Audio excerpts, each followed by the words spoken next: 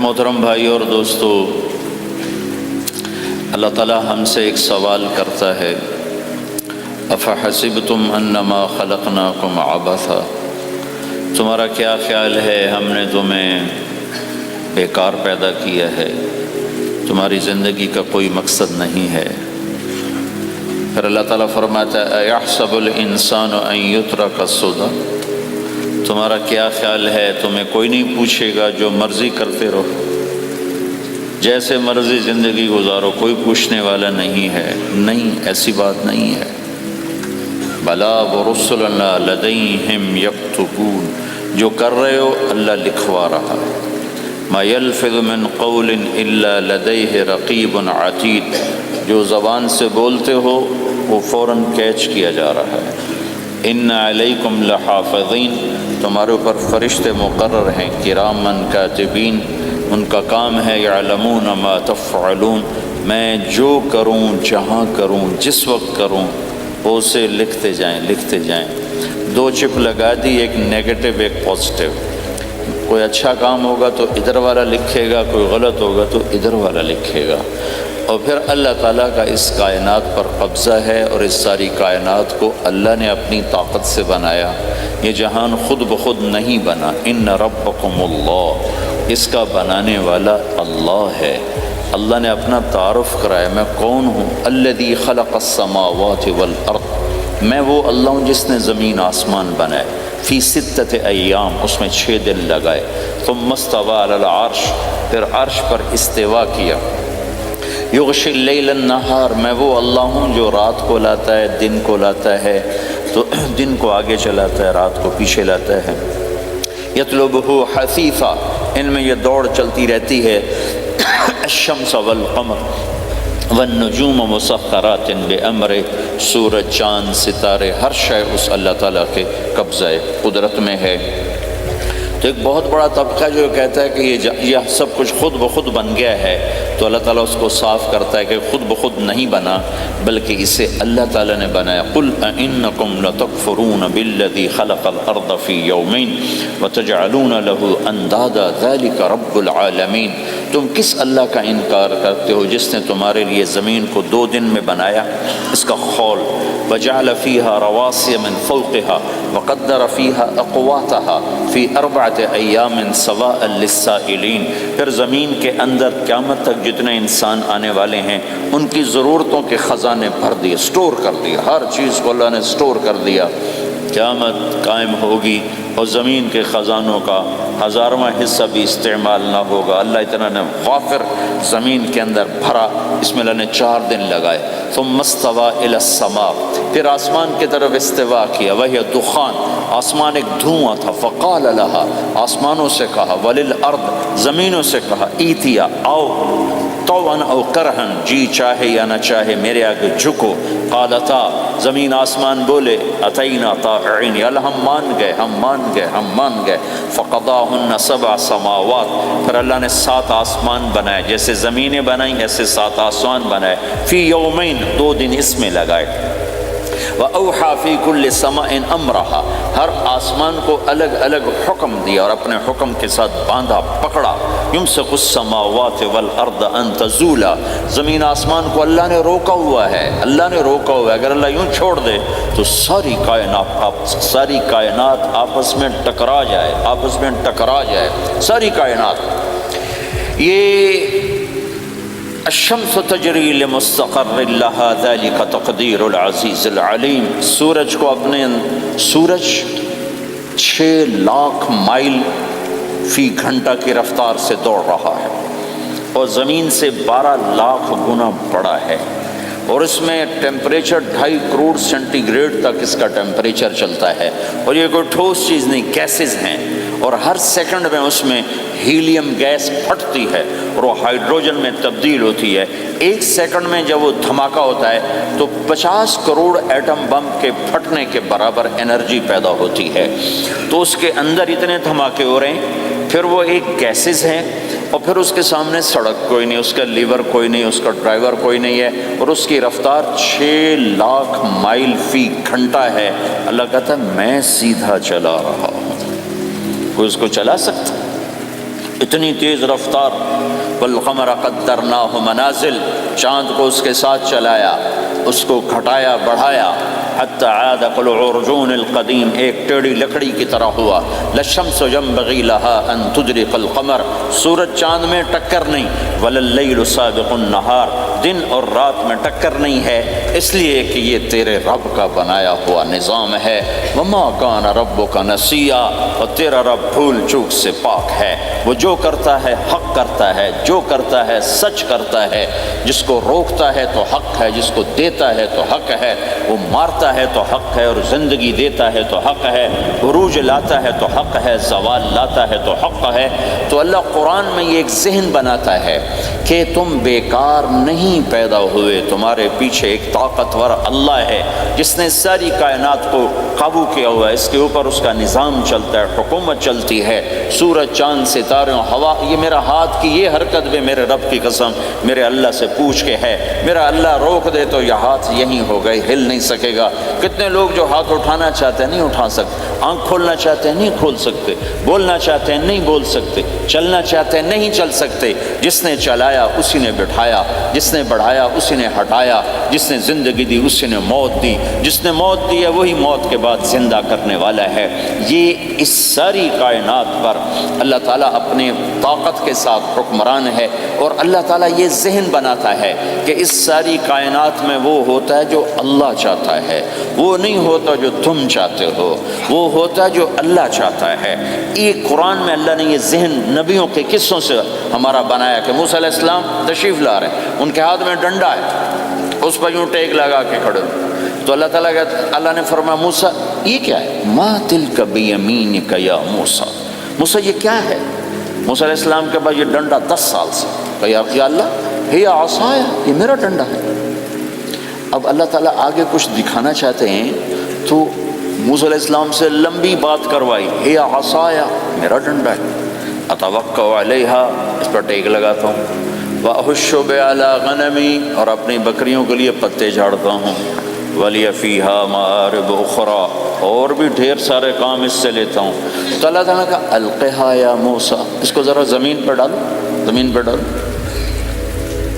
موسیٰ علیہ السلام نے زمین پر ڈالا، فَإِذَا هِيَ حَيَّةٌ تَسْعَىٰ، وہ یوں اٹھا اور ایک خوفناک سانپ بنا، لمبائی میں بڑے سانپ کی طرح جو افریقہ میں ہوتا ہے، جو پورا بکرا کھا جاتا ہے، پورا ہرن کھا جاتا ہے، اور تیز رفتاری میں جان کی طرح ایک چھوٹا سا سانپ ہوتا ہے، بہت تیز چلتا ہے، اور زہر میں حیہ کی طرح۔ سانپ کی 3 قسموں کو اللہ نے ایک ڈنڈے میں جمع کر، ایک ہوتا ہے کأنہا جان، چھوٹا سانپ جو بہت تیز دوڑتا ہے، فَإِذَا هِيَ حَيَّةٌ زہریلا، فَإِذَا هِيَ ثُعْبَانٌ مُبِينٌ، بہت بڑی، یہاں سے لے کر وہاں تک۔ تو 3 مختلف سانپوں کو اللہ نے ایک میں جمع کر دیا، وہ تیز رفتاری میں جان کی طرح تھا، زہر میں حیہ کی طرح تھا، لمبائی چوڑائی میں ثعبان کی طرح تھا۔ جب موسیٰ علیہ السلام نے دیکھا وَلَّا مُدْبِرًا وَلَمْ يُعَقِّبْ، موسیٰ علیہ السلام جو بھاگے تو پیچھے مڑ کے ہی نہیں دیکھا، تو اللہ تعالیٰ نے کہا خذ موسیٰ پکڑو، کہا اللہ میں نہیں پکڑتا، بھاگے جا رہے، یہ بات بھاگے بھاگے ہو رہی، کھڑے ہو کے نہیں ہو رہی، بھاگ رہے ہیں، اوپر سے آواز آ رہی پکڑو گا، بابا میں نہیں پکڑتا۔ اب اللہ تعالیٰ ہمیں قصہ موسیٰ علیہ السلام کا قصہ قرآن کے 28 پاروں میں موجود، اتنا اس کو اللہ نے دہرایا، اتنا دہرایا۔ سب سے زیادہ موسیٰ علیہ السلام کا نام قرآن میں آیا ہے، نبیوں میں سے 136 دفعہ موسیٰ علیہ السلام کا اللہ تعالیٰ نے قرآن میں ذکر فرمایا، نام کے ساتھ، نام کے ساتھ۔ پھر کہا خذها ولا تخف، موسیٰ پکڑو ڈرو نہیں، سنعیدها سیرتها الاولی، واپس ڈنڈا بناؤں گا، کہ یا اللہ میں نہیں پکڑتا، مجھے کھائے گا، مجھے کھائے گا، وہ بھاگے جا رہا ہے۔ آخر اللہ تعالیٰ نے کہا خذ انک من الآمنین، موسیٰ میں گارنٹر ہوں، کچھ نہیں کہے گا، گارنٹی دیتا ہوں۔ اللہ کی گارنٹی پر کھڑے ہوئے، وہ ایسا منہ کھول کے آ رہا ہے، تو اب چلو اللہ تعالیٰ کہتے ہیں پیچھے سے پکڑ لو، دم سے پکڑ لو تو کوئی مسئلہ نہیں تھا، کہ نہیں منہ سے پکڑو۔ اب موسیٰ علیہ السلام نے ایسے اوپر ایک چھوٹا سا کپڑا تھا یوں اوپر کر لیا، تو اللہ تعالیٰ نے کہا یہ کیا کر رہے ہو؟ کہا جی مجھے اس سے ڈر لگ رہا ہے۔ کہا تیرا ڈر ہی تو نکالنا ہے کہ یہ کچھ نہیں، سب کچھ تیرے اللہ کا ارادہ ہے۔ کچھ نہیں، ورنہ یہ کپڑا تمہیں بچا لے، تمہیں ویسے ہی سارا نکل جائے گا۔ اب وہ آگے آ رہا ہے، موسیٰ علیہ السلام کانپ رہے ہیں اور دیکھ رہے ہیں، کانپ رہے ہیں اور دیکھ رہے ہیں، اور بڑے اب اللہ نے کہا تھا تو ڈرتے ڈرتے ہاتھوں سے یوں کانپتے کانپتے ہاتھوں سے یوں آگے ہاتھ کیا، اور جو ہی ہاتھ کی انگلیوں نے سانپ کے منہ کو ٹچ کیا تو اللہ نے دوبارہ ڈنڈا بنا کے ہاتھ میں پکڑا تھا، اور ساری دنیا کو یہ پیغام دیا کہ دیکھو میرے بندو، اللہ سب کچھ ہے، لہذا اللہ کی مان کے چلنا۔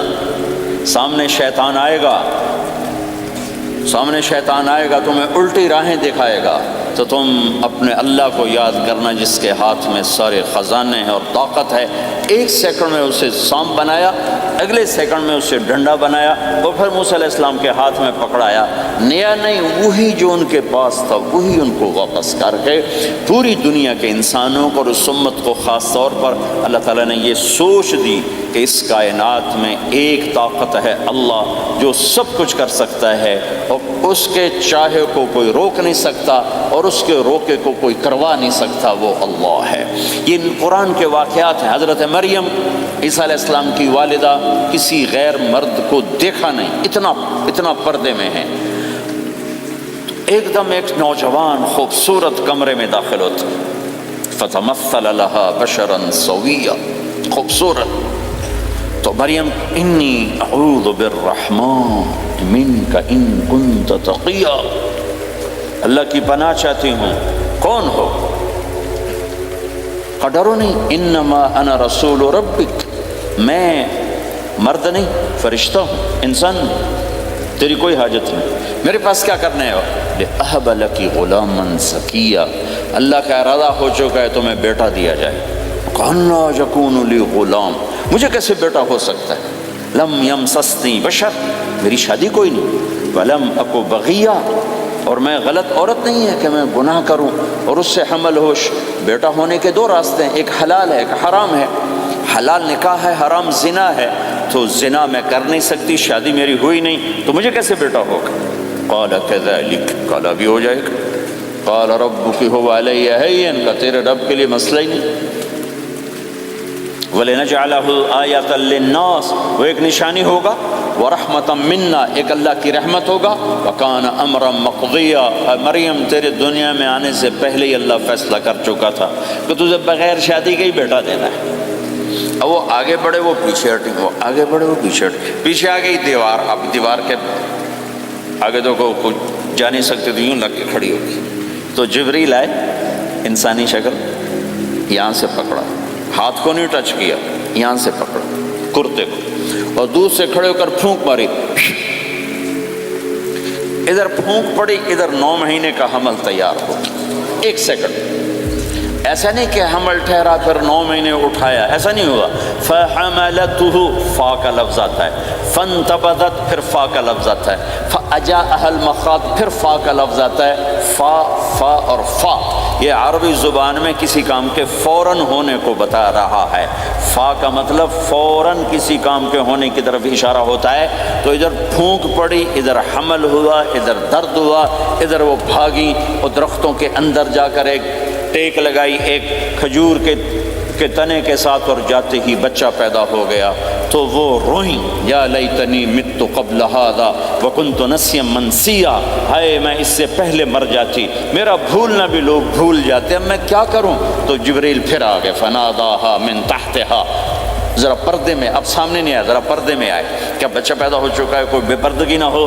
لا تحزنی، ڈرو نہیں، قد جعل ربک تحتک سریا، پر مارا پانی کا چشمہ نکل آیا۔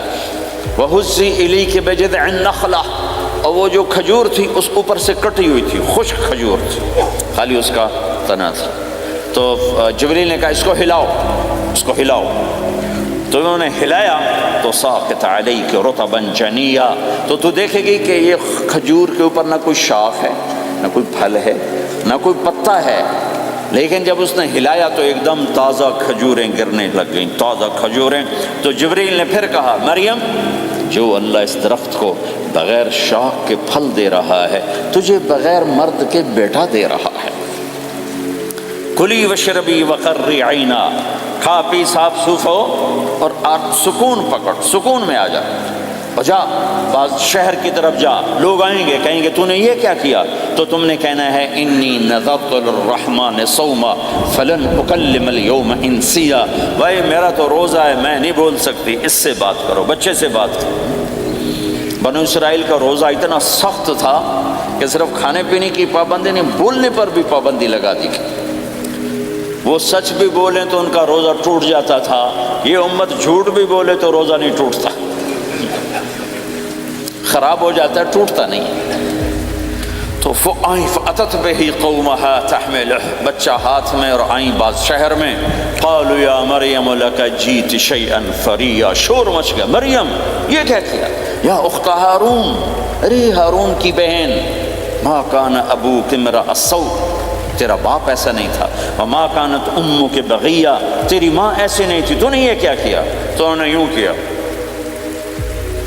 اس کا مطلب تھا روزہ، اور اس کا مطلب تھا اس سے بات کرو۔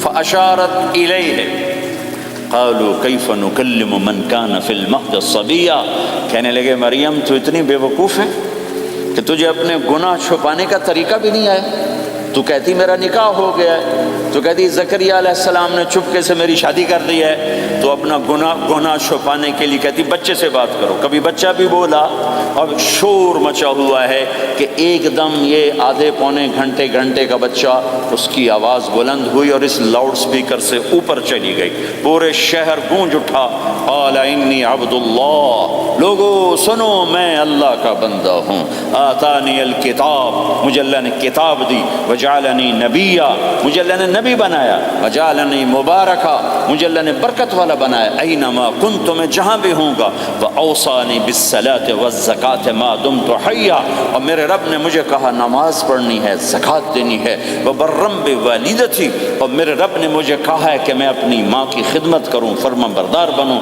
ولم یجعلنی جبارا شقیا، والسلام علی یوم اموت ویوم ابعث، والسلام علی یوم ولدت و یوم اموت و یوم ابعث حیا، میرے اللہ کی میرے اوپر سلامتی ہے، جب پیدا ہوا، جب مروں گا، جب اٹھائے جاؤں گا۔ ذلک عیسی ابن مریم قول الحق الذی فیہ یمترون، یہ ہے مریم کا بیٹا عیسیٰ علیہ السلام، یہ اللہ کا بیٹا نہیں ہے، یہ مریم کا بیٹا ہے۔ اللہ تعالیٰ نے پورے قرآن میں کسی عورت کا نام نہیں لیا، عورت کو ایسا پردے کی چیز اللہ تعالیٰ نے بنایا ہے کہ اتنی عورتوں کا ذکر قرآن میں کیا، کسی کا نام نہیں ذکر کیا سوائے حضرت مریم کے نام، باقی سب کو امرات العزیز، امرات فرعون، امرات نوح، امرات کے ساتھ، گورنر کی بیوی، فرعون کی بیوی، نوح کی بیوی، لوط کی بیوی، اللہ نام بھی لے سکتا تھا۔ مصر کے گورنر کی بیوی تو لفظ زلیخا بھی کہہ دیتا، زلیخا نہیں کہا۔ فرعون کی بیوی اللہ آسیہ کہہ دیتا، آسیہ نہیں کہا، صرف ایک عورت کا نام آیا ہے، وہ ہے حضرت مریم علیہ السلام۔ حضرت مریم کا نام اللہ نے اس لیے واضح کیا کہ ایک بہت بڑے طبقے نے اللہ پہ الزام لگایا کہ عیسیٰ علیہ السلام اللہ کا بیٹا ہے، تو اللہ تعالیٰ نے کہا نہیں، اللہ کا نہیں، مریم کا بیٹا ہے، اللہ کا نہیں، مریم کا بیٹا ہے۔ متخذ صاحبۃ ولا ولدا، نہ میری کوئی بیوی ہے نہ بچہ ہے، لم یکن لہ شریک فی الملک، نہ کہ اس کا شریک ہے، ولم یکن لہ ولی من الذل، نہ کہ اس کا مددگار ہے، فکبرہ تکبیرا، اس ایک اللہ کی کبریائی بڑائی کے گن گا، گیت گا، دل میں بٹھا، دل میں بٹھا، دل میں بٹھا، تاکہ سارا وجود اس کے آگے ڈھلتا جائے، چلتا جائے۔ یہ واقعات یہ ذہن بناتے ہیں کہ اس کائنات میں وہ ہوتا ہے جو اللہ چاہتا ہے، وہ ہوگا جو اللہ چاہے گا، وہ ہوا جو اللہ نے چاہا۔ ساری دنیا کے انسان جو چاہتے ہیں اللہ کے بغیر نہیں کر سکتے، اللہ جو چاہتا ہے ہم سب کے بغیر کر دیتا ہے۔ یہ ذہن بنا کر پھر اللہ اس بات پہ لاتا ہے جب سب کچھ تیرے اللہ کے ہاتھ میں ہے تو اللہ کی مان کے چل، کہ یہ تیرے پاس تھوڑی سی زندگی ہے، جیسے اللہ نے اس کائنات کو بنایا ہے ایسے ہی اس کائنات کو توڑنے والا ہے۔ ایک دن آئے گا، ازفت الازفہ، وہ قریب آ چکا ہے، لیس لہا من دون اللہ کاشفہ، اسے کوئی روک نہیں سکتا، ہٹا نہیں سکتا، وہ آئے گا۔ لا تأتیکم الا بغتہ، وہ اچانک آئے گا۔ وہ کیسے آئے گا؟ فَإِذَا نُفِخَ فِي الصُّورِ نَفْخَةٌ وَاحِدَةٌ، ایک آواز آئے گی بڑی خوفناک، ہے کیا عجب دن ہوگا، شب جمعہ آئے گی، جمعہ کی رات آئے گی، کسی کو نہیں خبر کہ آج کائنات کی آخری رات۔ پرندے واپس گئے ہوں گے اپنے درختوں پر، گھونسلوں پر، شیر اپنے ٹھکانوں پر، چیتے اپنے ٹھکانوں پر، بھیڑیے اپنے ٹھکانوں پر، بکریاں، اونٹ، گائے، بھینس اپنے اپنی جگہ پر۔ اور اگر یہ بولٹن اس وقت موجود ہوگا تو بولٹن کے باشندے سوئے ہوں گے اپنے گھروں میں، کوئی ادھر تیاری کہ میں نے جاب پہ جانا ہے، یہ میرا سامان پڑا ہے، میں نے اسکول جانا ہے، یہ میری کتابیں پڑھی ہیں، میں نے آفس جانا ہے، یہ میری فائلیں پڑھی، میرا لیپ ٹاپ پڑا ہوا ہے۔ یہ سب کچھ جیسے آج کی رات ہے ایسے ہی ایک رات آئے گی۔ دن جدا ہو کر کہے گا کہ میں کل آؤں گا، رات جدا ہو کر کہے گی میں تیرے بعد آؤں گی، اور تارے چاند ستارے بھی ابھر کر نکل کر کہیں گے ہم نے کل بھی نکلنا ہے اور ہم نے کل بھی طلوع ہونا ہے۔ سورج بھی غروب ہوتے ہوئے یہ سوچ رہا ہوگا کہ کل میں نے پھر بھی نکلنا ہے، اور چاند بھی سوچ رہا ہوگا کہ میں نے اگلے دن بھی نکلنا ہے، لیکن اللہ کے سوا فرشتوں تک کو نہیں پتا کہ آج آخری دن آ چکا ہے۔ اور میرے نبی نے عجب نقشہ کھینچا ہے قیامت کے دن کا۔ ہم نے کہا عورت روٹی پکا رہی ہوگی، اس کے ہاتھ میں روٹی ہوگی، اب تو یہاں روٹی پکانے کا رواج بہت کم ہو گیا لیکن پھر بھی پکاتے ہیں، روٹی پکا رہی ہوگی، اس کے ہاتھ میں روٹی ہوگی، ابھی توے پہ ڈالنے جا رہی ہوگی۔ اور ایک چیز آپ کے ہاں بالکل نہیں ہے، ہمارے ہاں اب بھی ہے کہ وہ دہی کو اس میں سے مکھن نکالتے ہیں، دہی کو وہ کرش کرتے ہیں پھر اس میں سے مکھن نکال، یہ ہمارے گھروں میں ہوتا ہے، ہر گھر میں ہوتا ہے، خاص طور پر دیہاتوں میں۔ تو ایک عورت ایسے وہ اس دہی کو بلو کر کرش کر کے اس سے مکھن کا پیڑا یوں بنا رہی ہوگی، اور بنا کر برتن میں ڈالنے کے لیے ایسے کر رہی ہوگی، ایسے کر رہی ہوگی۔ یہ تہذیب اب آپ تو سمجھ نہیں سکتے چونکہ آپ تو ادھر کے لوگ بن گئے اب، تو ہمارے دیہاتوں میں اب بھی یہ تہذیب ایسے کر رہی ہوگی، ایسے کر رہی ہوگی۔ اور پھر آپ نے فرمایا کہ ایک آدمی اپنے اونٹ کو چارہ ڈالنے کے لیے اس جگہ کو صاف کر رہا ہوگا کہ میں صبح ہو گئی ہے، میں اونٹ کو چارہ ڈالوں، اور پھر میرا اونٹ کھائے، پھر اس کو لے کر میں کام پہ جاؤں۔ اور دکاندار جھاڑو دے کر اپنی سیٹ پہ بیٹھ چکا ہے، اور گاہک انٹر ہوتا ہے اور اس سے کہتا ہے کہ 10 میٹر مجھے کپڑا چاہیے، اور اس کے لیے یوں کپڑا ناپ رہا ہے، ناپ کے 10 میٹر، 5 میٹر، 4 میٹر، 2 میٹر پر اس نے یوں کینچی رکھی، کینچی یہاں ہے، اور اس نے جیب سے پیسے نکالے اور گننے لگا کہ میں نے اس کو 100 پاؤنڈ دینا ہے۔ وہ گننے میں لگا ہوا ہے، یہ کاٹنے میں لگا ہوا ہے، اور دور کھیت میں ایک آدمی ہل چلا رہا ہے، اور ایک آدمی بیج ہاتھ میں لے کے یوں پھینکنے جا رہا ہے، اور ایک آدمی پانی لگانے کے لیے اس پانی کو ڈائیورٹ کر رہا ہے۔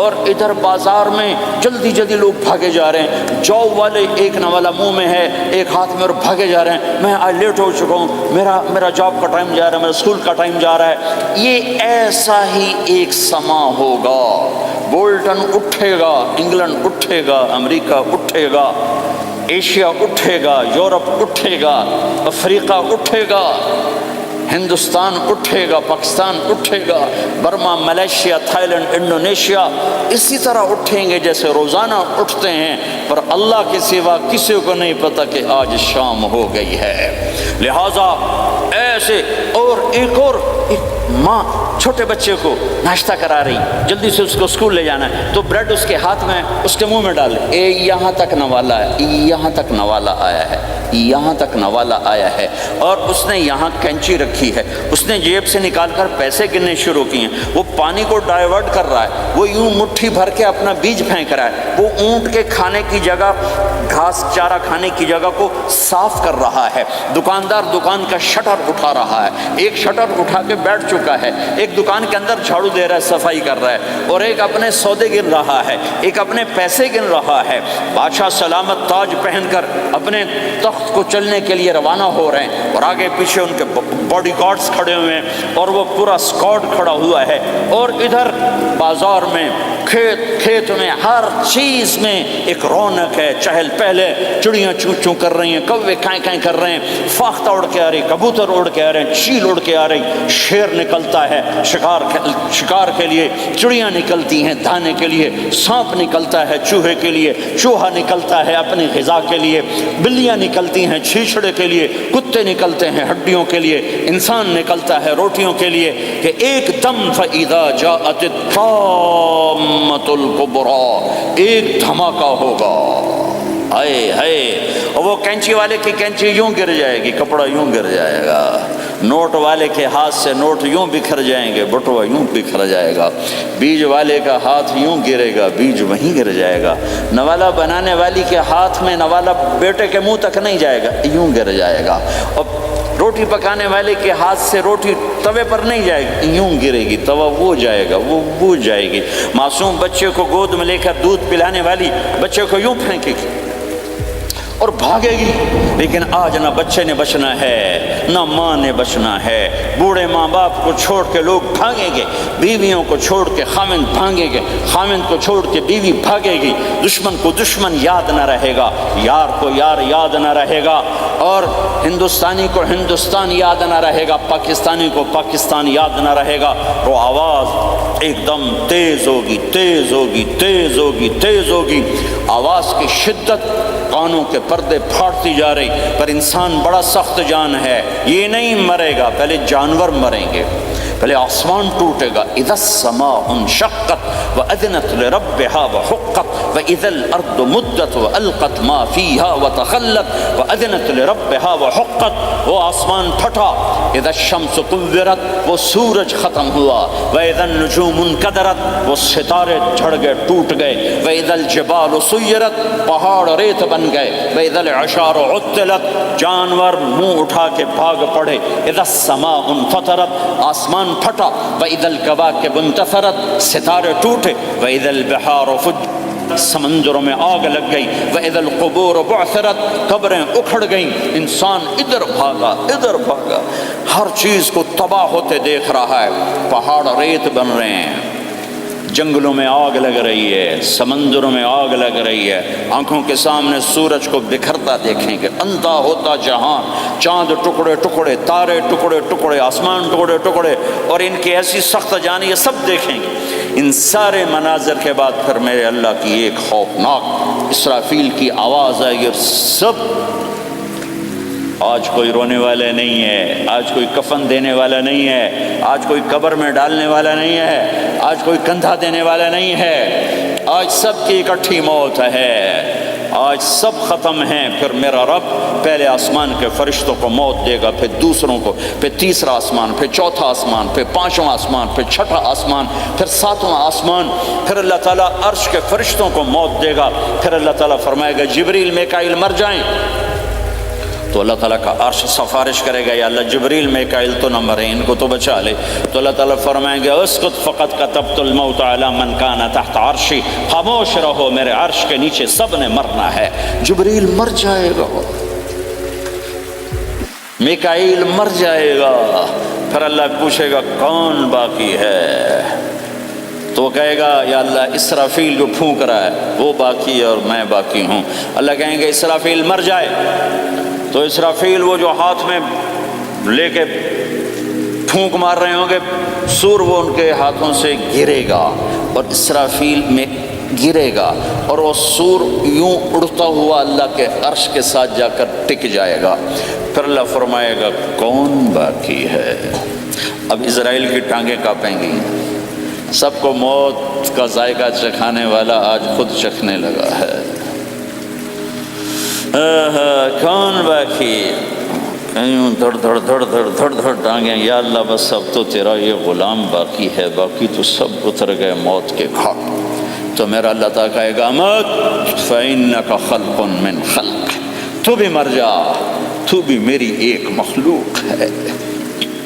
او میرے بھائیو، اس مٹ جانے والی دنیا کے پیچھے اللہ کو ناراض نہ کرو، اس کی عزت بھی دھوکہ ہے، اس کی شہرت بھی دھوکہ ہے، اس کی دولت بھی دھوکہ ہے، اس کی حکومت بھی دھوکہ ہے، اس کا عروج بھی دھوکہ ہے، اس کا زوال بھی دھوکہ ہے، اس کی عزت بھی دھوکہ ہے، اس کی ذلت بھی دھوکہ ہے، اس کا مال بھی دھوکہ ہے، اور اس کا فقر غربت بھی دھوکہ ہے، اس کی زندگی بھی دھوکہ ہے، سب نظروں کا فریب ہے۔ حضرت علی کا فرمان ہے الناس النیام اذا ما تنتبہ، لوگ سوئے ہوئے ہیں، جب موت آئے گی تو آنکھ کھل جائے گی۔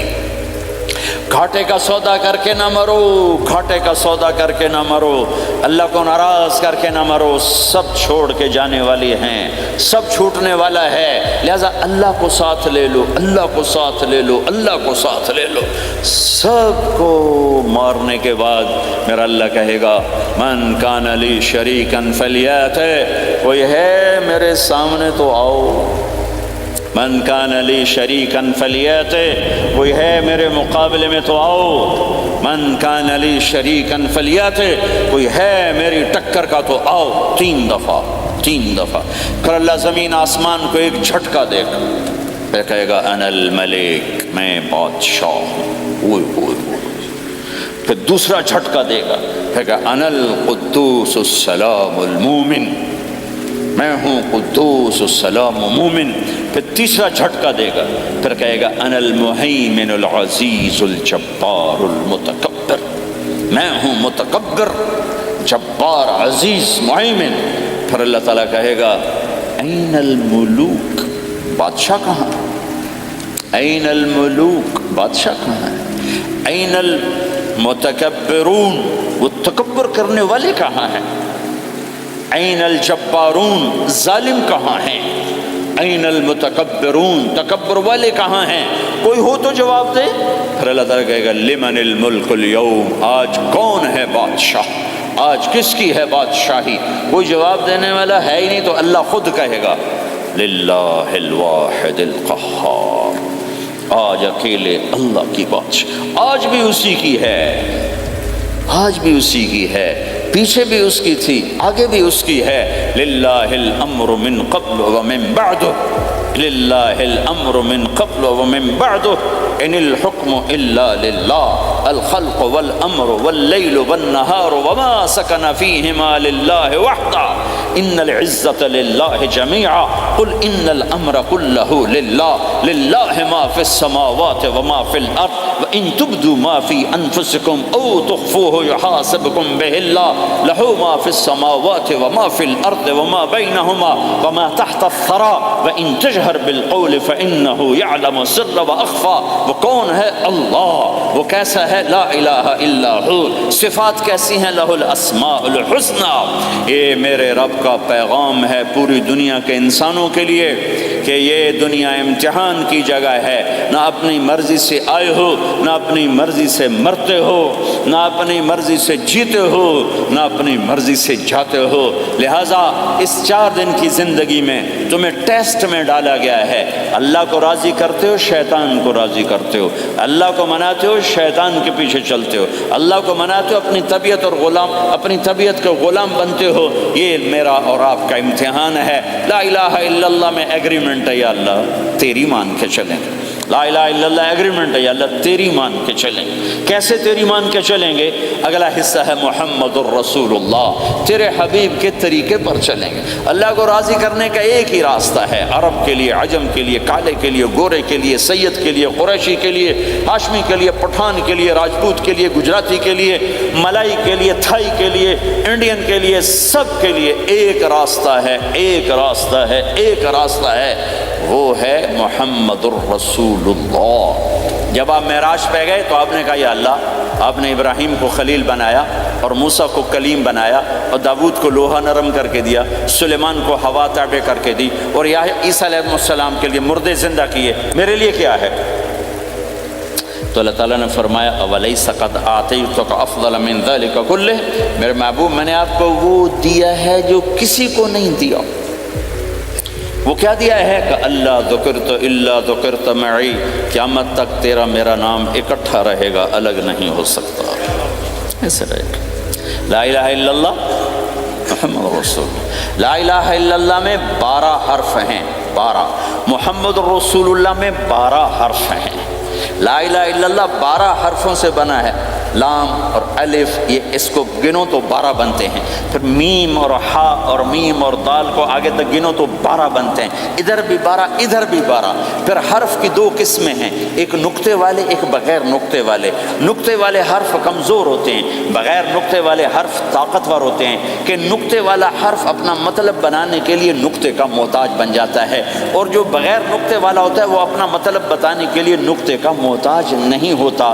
جیم کمزور ہے، ہا طاقتور ہے، ہا کو اپنا مطلب بتانے کے لیے نقطے کی ضرورت نہیں، جیم کو خا کو اپنا مطلب بتانے کے لیے نقطے کی ضرورت ہے۔ سین طاقتور ہے، شین کمزور ہے، کہ شین کو اپنا مطلب بتانے کے لیے 3 نقطوں کی ضرورت ہے، سین کو اپنا مطلب بتانے کے لیے کسی نقطے کی ضرورت نہیں ہے۔ الف طاقتور ہے، با کمزور ہے، تا کمزور ہے، ہا طاقتور ہے، جیم کمزور ہے، خا کمزور ہے، دال طاقتور ہے، را طاقتور ہے، زا کمزور ہے، سین طاقتور ہے، شین کمزور ہے، صاد طاقتور ہے، ضاد کمزور ہے، تا طاقتور ہے، غا کمزور ہے۔ یہ میں آپ کو حروف کی بات بتا رہا ہوں۔ جب میرے اللہ نے اپنا کلمہ بنایا، پہلے اپنا نام منتخب کیا اللہ، تو اس میں کوئی حرف نقطے والا نہیں آیا، ٹھیک ہے، اللہ کوئی نقطے والا حرف ہے۔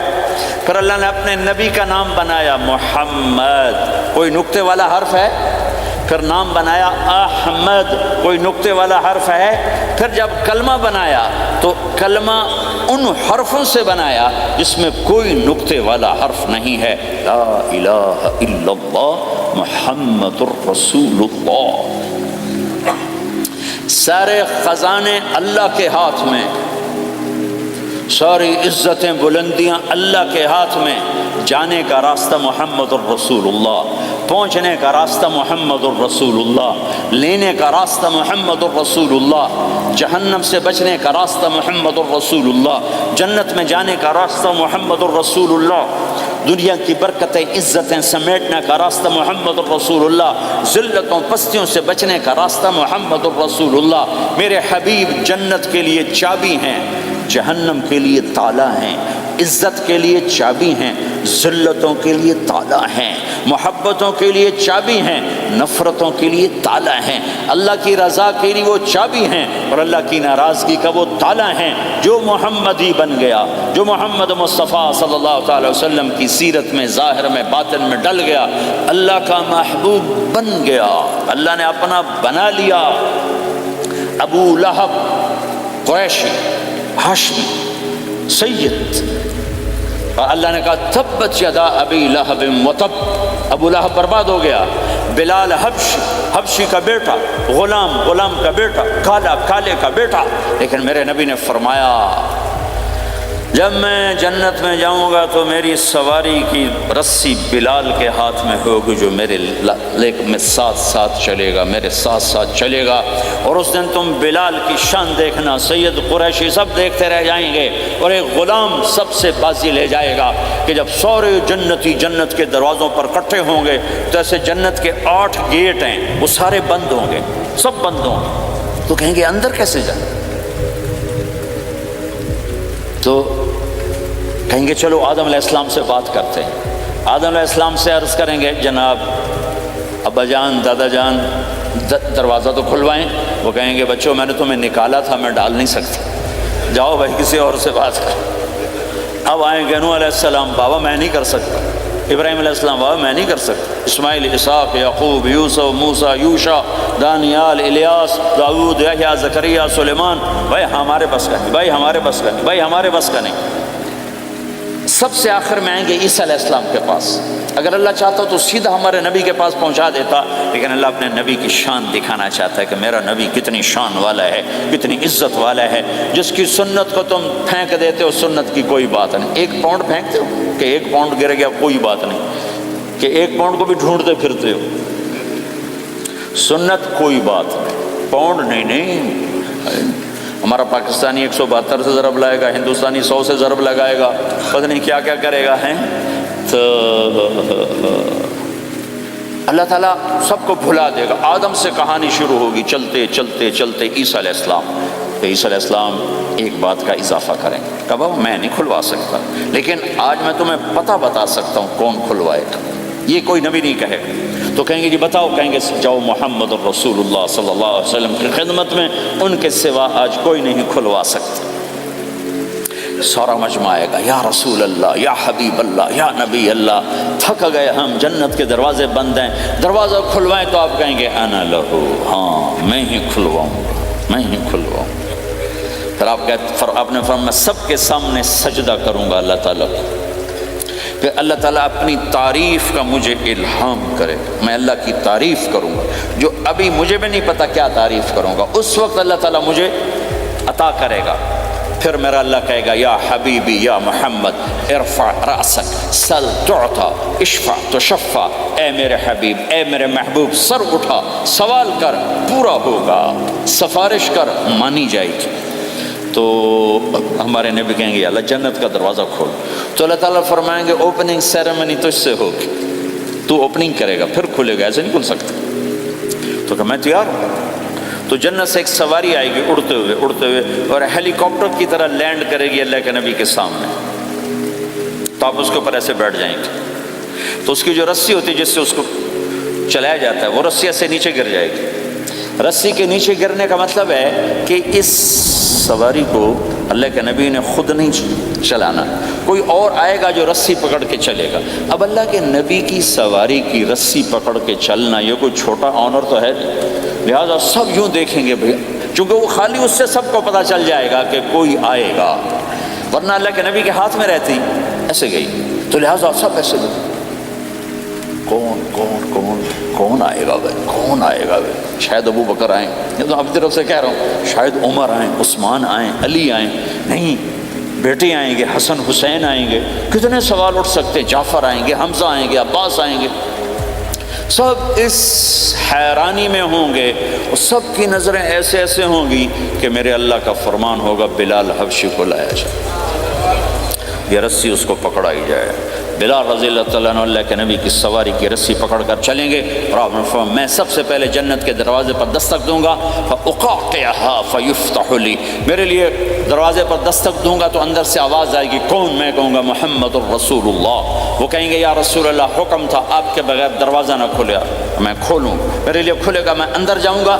تو آپ نے فرمایا میرے ساتھ میری امت کے غریب لوگ پہلے میرے ساتھ جنت میں داخل ہوں، میری امت کے غریب لوگ پہلے میرے ساتھ جنت میں داخل ہوں۔ پھر آپ نے ایک عجیب بات فرمائی کہ میں دیکھوں گا کچھ عورتیں مجھ سے آگے نکل جائیں گی، کچھ عورتیں مجھ سے آگے نکل جائیں گی، تو میں ان کو حیران ہو کر پوچھوں گا تم کون ہو جو اپنے نبی سے آگے جا رہی ہو؟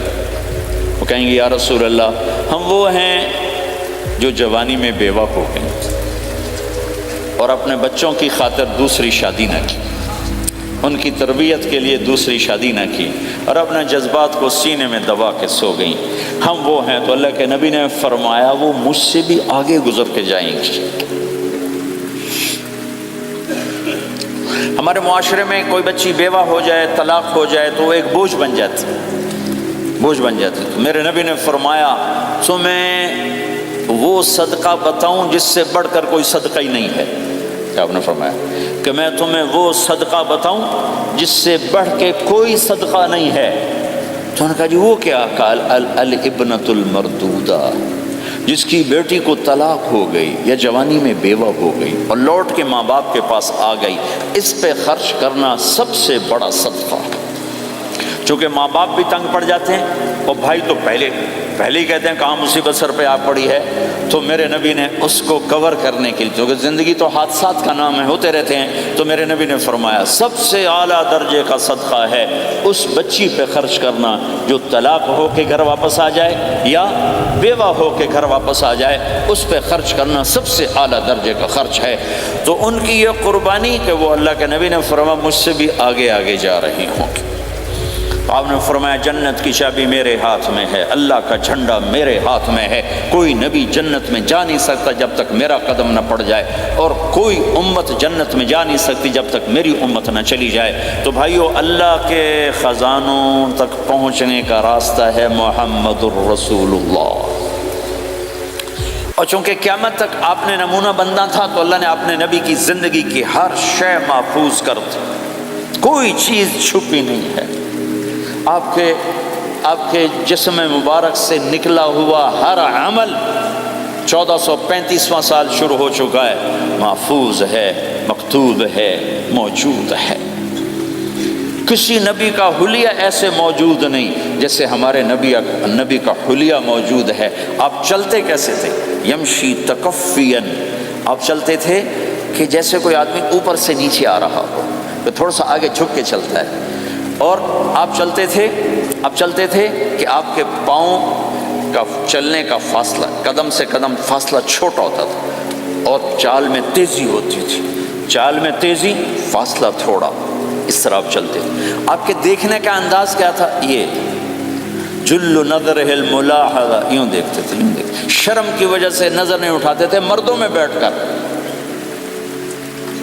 کبھی کبھی یوں آنکھ اٹھاتے تھے تو پھر کسی میں جرت نہیں ہوتی تھی کہ آپ کی آنکھوں میں آنکھیں ڈال کے دیکھ سکے، پھر سارے یوں ہو جاتے تھے۔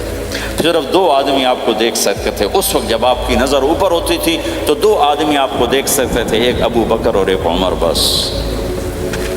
آپ مسجد میں داخل ہوئے، آپ کے ادھر ابو بکر تھے، ادھر عمر تھے، سامنے مجمع تھا، آپ نے یوں ابو بکر کو پکڑا، یوں عمر کو پکڑا، یوں ان کے دونوں کے ہاتھ پکڑ کر، مجھے دیکھ رہے ہو؟ ہاکذا نحشر یوم القیامہ، قیامت کے دن ہم تینوں یوں اٹھائے جائیں گے کہ میرے دائیں طرف ابو بکر ہوگا اور میرے بائیں طرف عمر ہوگا، اور ہم تینوں یوں اپنی قبروں سے نکلیں گے۔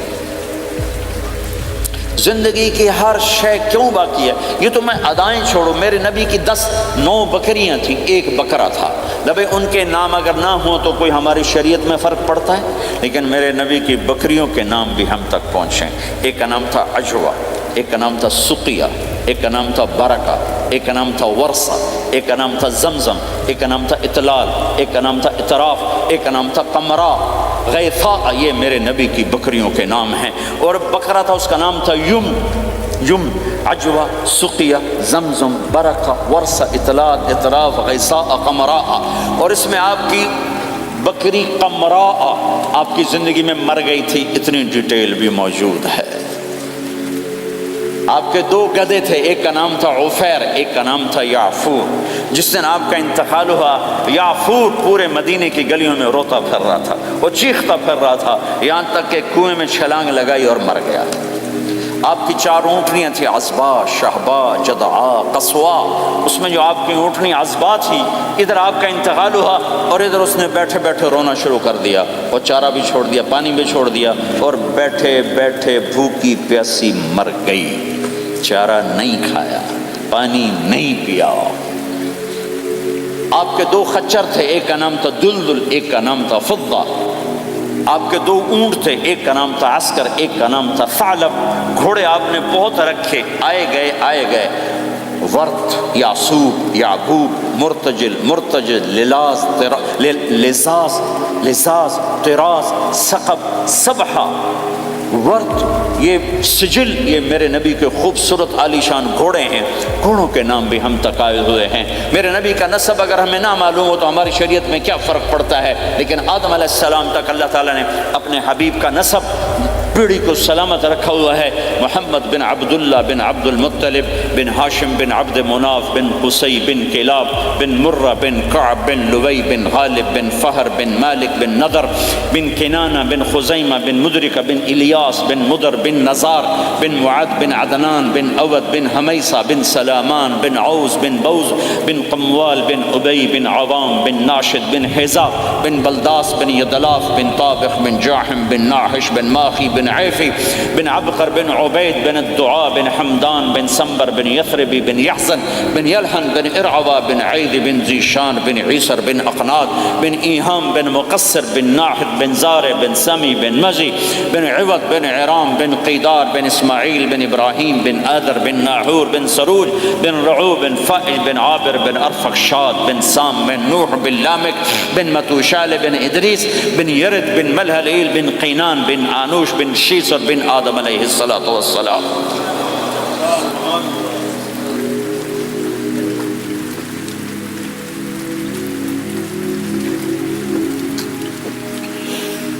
اللہ کا اعلان ہے، جہاں رہو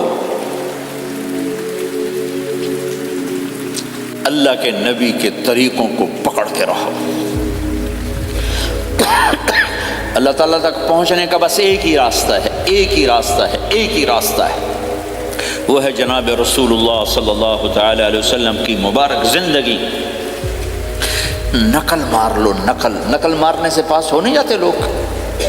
ہمارے انڈیا پاکستان میں خوب نقل چلتی ہے، وہ نقل لگاتے ہیں پاس ہو جاتے ہیں۔ میں بھی ذمہ داروں کی اولاد، پڑھنے کا شوق نہیں تھا، ہمیشہ نقل مار کے ہی پاس ہوئے، کیونکہ پڑھنے کا شوق ہی نہیں تھا۔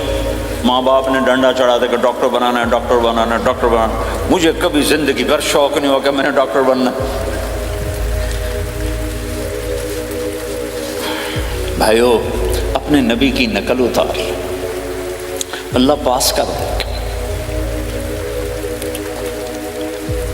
اس نے ایک چنا ہے جس کو حبیب بنایا ہے، 10,000 سال کا پروسیس ہوا اور اس میں سے محمد مصطفیٰ صلی اللہ علیہ وسلم کی ہستی کو وجود ملا۔ آپ کو آنے میں اتنا زمانہ چاہیے تھا کہ اعلیٰ سے اعلیٰ چیز کے بننے میں دیر لگتی ہے، تو کائنات 10,000 سال گھومی اور تب جا کر میرے حبیب مصطفیٰ صلی اللہ تعالی علیہ وسلم کو اللہ تعالیٰ نے وجود بخشا۔ سب سے عالی نسب، سب سے عالی خاندان، سب سے عالی صفات۔ اب اللہ کے خزانوں سے لینے کا راستہ پاؤنڈ نہیں، ڈالر نہیں ہے، تجارت نہیں ہے، اللہ سے لینے کا راستہ میرے نبی کا طریقہ ہے۔ تجارت میں ہو، زراعت میں ہو، جاب میں ہو، کھیتی باڑی میں ہو، میرے نبی کا طریقہ ایک مسجد کا ہے، نماز۔ 5 وقت کی نماز یہ میرے نبی کی آنکھوں کی ٹھنڈک ہے۔ 5 وقت کی نماز اس امت کی شان پہچان ہے، اور اللہ تعالیٰ نے پہلی امتوں پر اتنی بڑی مشقت ڈالی کہ ان کی نماز مسجد کے علاوہ کہیں نہیں ہوتی تھی، مسجد میں ہی ہوتی تھی۔ ہمارے لیے کتنی آسانی کر دی، جاب میں ہے مصلی بچھا نماز پڑھو، چلو مصلی بھی کوئی نہیں، زمین دیکھ اس پر کوئی گندگی تو کوئی نہیں ہے، بس زمین بھی تیرے لیے پاک ہے، چل نماز پڑھا۔ اور آسانی کر دی، پانی کوئی نہیں ہے، کوئی بات نہیں، مٹی میں ہاتھ مار، منہ پہ مل، پھر ایک ہاتھ مار، یوں کر، چل نماز پڑھ، میں تیری قبول کروں گا۔ یہ کسی امت کے ساتھ یہ نہیں ہوا، انہیں وضو ہی کرنا تھا چاہے پانی 50 میل پر موجود ہو۔ اور ہمارے لیے پانی کوئی نہیں ہے، چلو تیمم، مٹی میں ہاتھ ہمارا یوں کیا، پھر ہاتھ ہمارا ایک یوں کیا، ایک یوں کیا، چل بھائی اللہ اکبر، قبول۔ عمار بن یاسر رضی اللہ تعالیٰ عنہ سفر میں تھے، ان کو نہانے کی ضرورت ہو گئی، نائٹ فال ہو گیا، تو انہوں نے سوچا کہ ویسے تو آدمی کو وضو کی ضرورت ہوتی ہے تو خالی منہ پہ ہاتھ مارا اور یوں کونیوں تک، لیکن مجھے تو غسل کی ضرورت ہے، تو خالی اس سے تو کافی نہیں ہوگا، تو انہوں نے کپڑے اتارے، اکیلے تھے، ریت کے اوپر کبھی یوں لیٹے، کبھی یوں لیٹے، کبھی یوں لیٹے، 3-4 دفعہ یوں اور یوں رول ہوتے ہوتے پھر انہوں نے نماز پڑھی۔ آئے اللہ کے نبی کی بارگاہ میں، یا رسول اللہ مجھے رات کو نہانے کی ضرورت پڑ گئی، تو میں نے کہا وضو کے لیے تو خالی یہ 2 دفعہ کرنا کافی ہے، تو یہ تو نہانا تھا، تو میں تو ریت میں خوب رول ہوتا رہا۔ میرے نبی نے انما یکفیک ضربتان، ارے سیدھے بندے عمار، اس کے لیے بھی اتنا ہی کافی تھا کہ تو یوں کرتا اور یوں کرتا اور تو پاک ہو جاتا۔ اللہ نے اس نبی کے طفیل، اس محبوب مصطفیٰ صلی اللہ علیہ وسلم کے طفیل، اللہ نے کیا کیا سہولتیں اور آسانیاں ہمیں عطا فرمائیں۔ پھر نماز 4 کی 2 رکعت کر دی کہ تم مسافر ہو 2 پڑھو، روزے میں سفر میں روزہ معاف کر دیا، بعد میں رکھ لینا، بعد میں رکھ لینا، قضا کرنے کا حکم، بالکل چھوڑنے کا نہیں۔ اور کہا گیا بھائی مریض ہو چھوڑ دو، مسافر ہو چھوڑ دو، اور نماز 2 رکعت کر دو، سنتیں چھوڑ دو۔ ابن عمر رضی اللہ تعالیٰ عنہ بیٹھے تھے تو انہوں نے 2 رکعت پڑھ کے بیٹھ گئے، تو ان کے خادم نے کہا سنتیں نفل نہیں پڑھو گے؟ کہا اگر پڑھنا تو 4 فرض پڑھتا میں، میرے اللہ نے معافی دے دی تو میں کیوں پڑھوں؟ میرے نبی نے سفر میں سنتیں نہیں پڑھی کبھی، اپنی امت کو سہولت دینے، فجر کی سنتیں 2 پڑھتے تھے، اس کے علاوہ سنتیں نہیں پڑھی تاکہ میری امت کو سہولت ہو، آسانی ہو۔ ایک دفعہ بارش ہو رہی تھی اور کوئی جگہ نہیں تھی نماز پڑھنے کے لیے، تو آپ نے اپنی اونٹنی کو آگے کیا اور اس پر بیٹھ گئے، بیٹھے ہی تھے، پیچھے صحابہ نے اونٹنیوں پر ہی صفیں بنائیں، اور یہ نماز اونٹنی پہ بیٹھ کر ادا کی گئی۔ بارش کے اندر نماز اونٹنی کے اوپر نماز بھی ہو گئی، رکوع بھی ہو گیا، سجدہ بھی ہو گیا، سلام بھی ہو گیا۔ پہلی امتوں کے لیے نہیں تھا، سجدہ ہی کرنا پڑے گا۔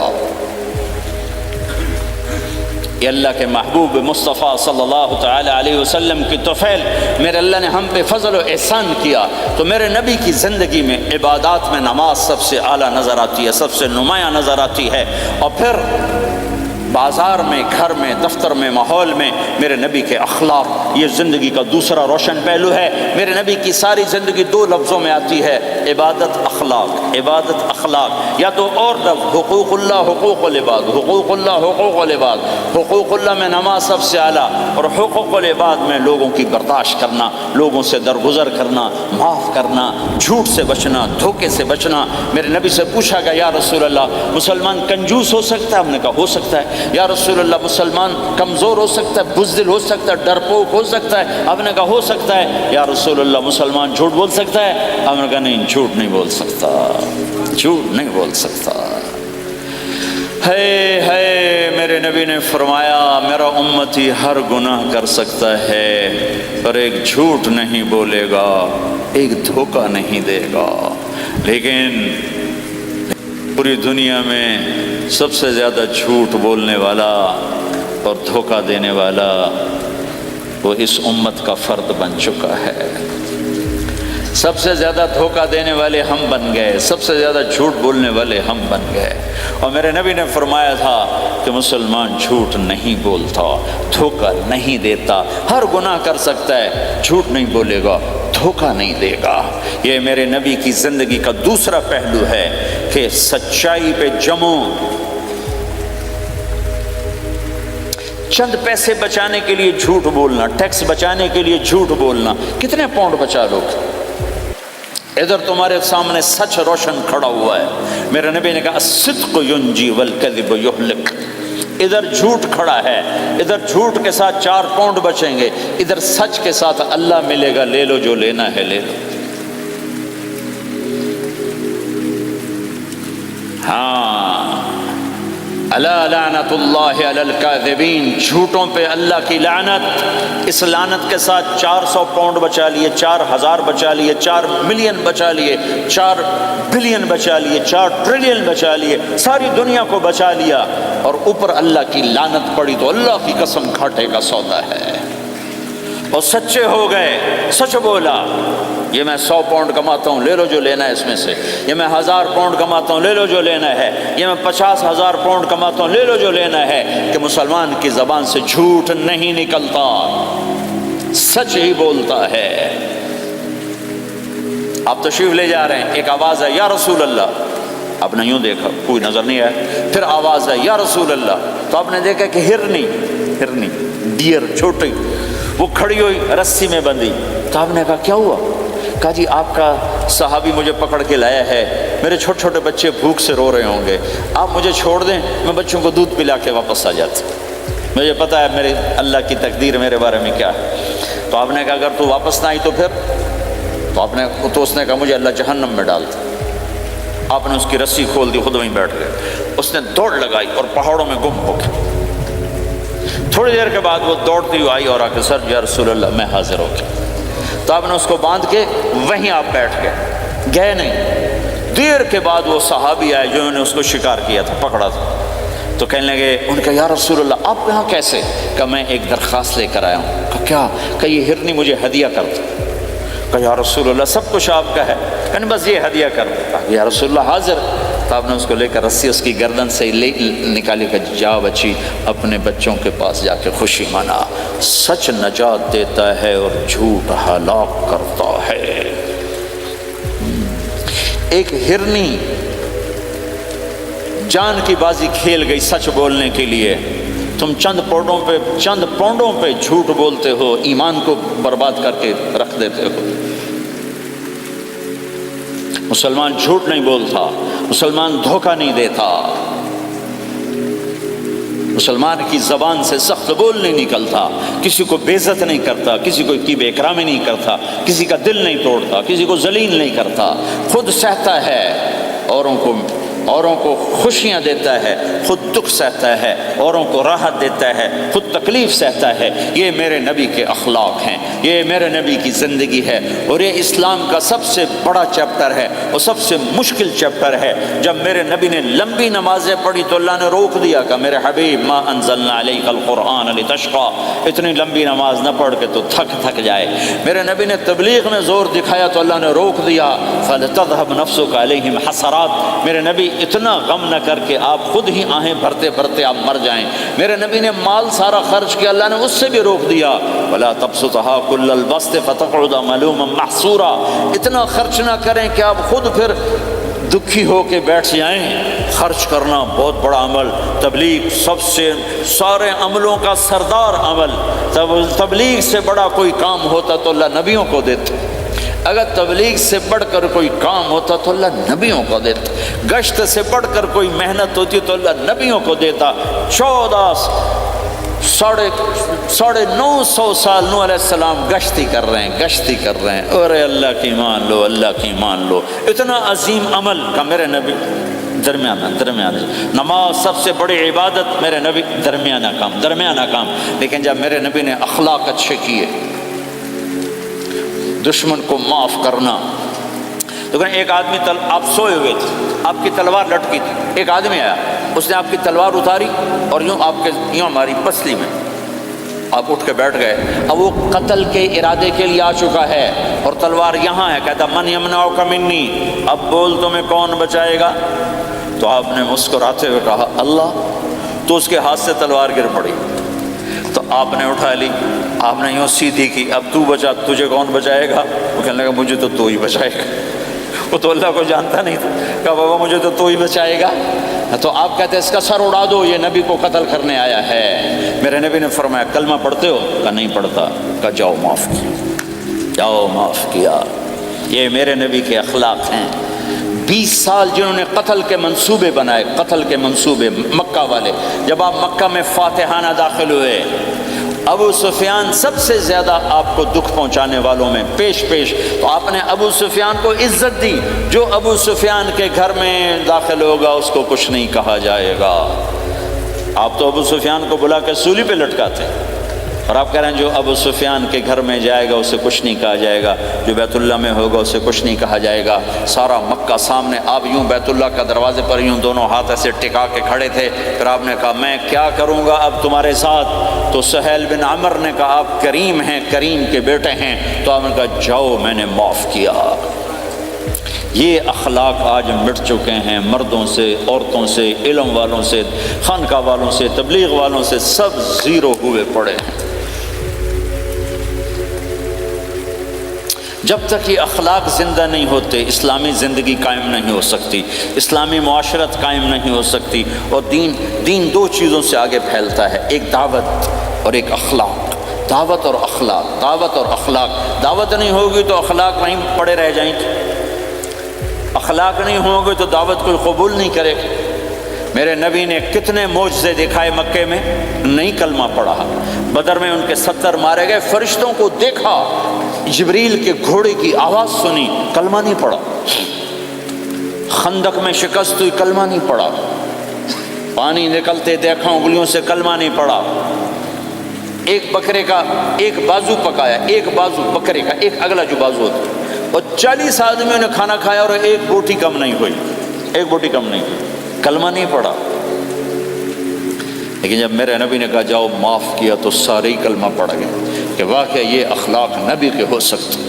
حنین کی جنگ میں جب بھاگے لوگ، شکست ہوئی، تو ایک صحابی کا بھاگتے ہوئے پاؤں ہمارے نبی کے پاؤں پر آیا، اور جوتا سخت تھا، تو آپ نے کہا اوجعتنی، اور آپ کے ہاتھ میں چھڑی تھی، آپ نے اس کو یوں ماری، اوجعتنی، ارے تو نے مجھے کتنا زیادہ درد پہنچایا، دکھ پہنچایا۔ وہ بیچارے پگھل کے رہ گئے اور پریشان ہو گئے، اور فرماتے ہیں سارا دن میں پریشان، ساری رات پریشان کہ اللہ کے نبی کو میں نے تکلیف پہنچائی، اب میرا کیا بنے گا؟ اگلا دن ہوا تو اعلان ہو رہا تھا بھائی جس کا پاؤں نبی کے پاؤں پہ آیا تھا اس کو اللہ کے نبی بلا رہے ہیں۔ تو صحابی کہنے لگے میں نے سمجھا بس اب میری تو دنیا بھی گئی اور آخرت بھی گئی، اب میرے اوپر کیس بنے گا اور مجھے ڈانٹ ٹپٹ بھی ہوگی، میرا کتنا بڑا گھاٹا نقصان ہوگا۔ یہ حاضر ہوئے ڈرتے ڈرتے، تو آپ نے فرمایا میرے بھائی کل میں نے تمہیں چھڑی ماری تھی وہ مجھے معاف کر دینا، اور یہ 80 اونٹ تمہیں ہدیہ دیتا ہوں، 80 کیملز یعنی 80 پراڈو، 80 رینج روور کا یہ میری طرف سے تمہیں ہدیہ ہے۔ وہ حیران پریشان، یہ میرے نبی کے اخلاق ہیں، یہ میرے نبی کے اخلاق ہیں۔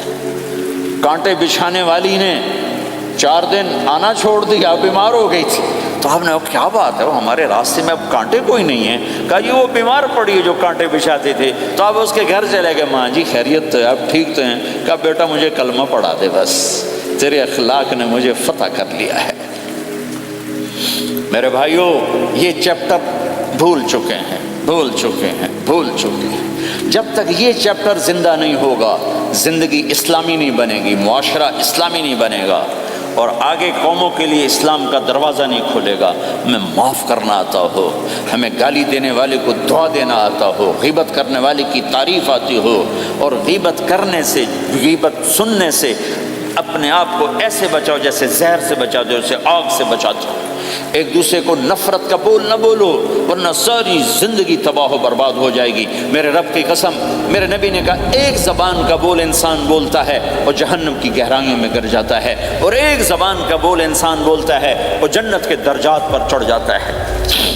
یہ زبان بہت طاقتور چیز ہے، میں ہر بیان میں اس کو دہرا رہا ہوں کہ جتنا یہ عمل ختم ہو چکا ہے اتنا کوئی عمل بھی نہیں ختم ہوا ہے۔ میرے نبی نے فرمایا معاذ تمہیں سارے دین کا خلاصہ بتاؤں؟ معاذ الا انبئک بملاک ھذا کلہ، میں تمہیں پورے دین کا خلاصہ بتاؤں؟ کون معاذ؟ کون معاذ جس کے ہاتھ میں علماء کا جھنڈا ہوگا؟ کون معاذ؟ میں ابھی مئی میں ان کے اردن اجتماع میں گیا، آگے ان کے اربد میں گئے، آگے وہاں ان کا مقبرہ ہے 18 کلومیٹر، میں گیا کمرے میں داخل ہوا تو سارا کمرہ خوشبو سے مہک رہا تھا، اور مجھے ایک شخص نے بتایا یہ خوشبو 24 گھنٹے یہاں آتی رہتی ہے۔ جن کو 18 ہجری میں انتقال ہوا، 1417 سال ہو گئے مرے ہوئے، اور قبر سے خوشبو آ رہی، خوشبو آ رہی، خوشبو آ رہی۔ اس آدمی کو سمجھایا کیسے اور بتایا کیا؟ معاذ تمہیں سارے دین کا خلاصہ بتاؤں؟ کہا جی بتائیں۔ تو آپ نے یوں کیا،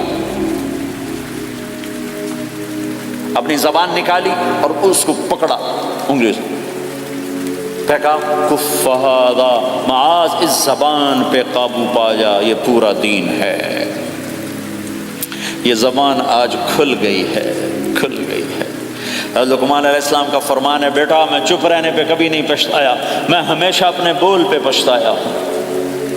معاذ نے کہا یا رسول اللہ زبان کے بول پہ پکڑ ہوگی؟ کہ تیرا بھلا ہو جائے معاذ، سب سے زیادہ جہنم میں دھکا دینے والی زبان ہوگی۔ اور ایک صحابی ہیں ابو دجانہ۔ کون ابو دجانہ؟ السابقون الاولون من المہاجرین والانصار، اس میں پہلی صف کے صحابہ۔ کون ابو دجانہ؟ جب آپ حج پر گئے تو اپنی جگہ مدینے کا امیر ابو دجانہ کو بنایا۔ ابو دجانہ حج میں شریک نہیں ہوئے کہ آپ نے اپنی جگہ ان کو اپنا نائب بنا کے وہاں کھڑا فرمایا ابو دجانہ میری جگہ پر مدینے کا امیر ہے، یہ وہ ابو دجانہ ہیں۔ کون ابو دجانہ؟ جو جنگ بدر سے لے کر آخری حج تک ہر سفر میں شریک ہیں، ہر سفر میں شریک ہیں۔ ان کی ایک بات میں بتانا چاہتا ہوں، پہلے تھوڑی سی ان کی ہسٹری بتانا چاہتا ہوں۔ کون ابو دجانہ؟ احد کی جنگ میں آپ نے تلوار اٹھائی، کہا اس تلوار کو کون لے گا؟ کئی صحابہ کھڑے ہو گئے۔ آپ نے کہا اس تلوار کا حق کون ادا کرے گا؟ سارے بیٹھ گئے، 3 آدمی کھڑے رہے، ایک زبیر بن عوام، ایک عمر بن خطاب، ایک ابو دجانہ۔ ان کا نام ہے سماک بن خرشنہ، سماک بن خرشنہ ان کا نام، ابو دجانہ سے مشہور ہے۔ تو آپ نے تلوار نہ عمر کو دی، نہ زبیر کو دی، ابو دجانہ کو دے دی۔ تو عمر رضی اللہ عنہ نے تو محسوس نہیں کیا، حضرت زبیر نے محسوس کیا کہ اس کو کیوں دی، مجھے کیوں نہیں دی؟ میں مہاجرین میں سے ہوں، میں پھوپھی کا بیٹا ہوں، میں اس سے دلیری میں کم نہیں ہوں، بلکہ حضرت زبیر کی دلیری کی تو دھاک تھی۔ جدھر سلوار چلتی تھی کاٹتی چلی جاتی تھی، کہنے لگا میں دیکھوں گا یہ کیا کرتا ہے۔ تو ابو دجانہ کے پیچھے پیچھے زبیر ہو لیے، تو ابو دجانہ نے جو حملہ کیا تو 3000 کا لشکر تھا، اس کو چیر کے پار نکل کے، پورے لشکر کو کاٹ کے پار نکل کے، اور آگے عورتیں کھڑی تھیں جو مکے کے لشکر کو تیار کر رہی تھیں۔ نحن بنات طارقی نمشی علی النمارقی مشی القتل بوارقی المسک فی المخالقی المسک فی المفارقی والدر فی المخالقی ان تقبلوا نعانقی وتدبروا نفارقی فراق غیر وامقی، یہ گانا گا رہی تھیں اور ان کو تیار کر رہی تھیں۔ تو جب ابو دجانہ کی تلوار نظر آئی تو سب بھاگی، ہندا پکڑی گئی، تو آپ نے یوں اپنی تلوار ہندا کے سر پر رکھی، انہوں نے چیخ ماری، تلوار ہٹا لی۔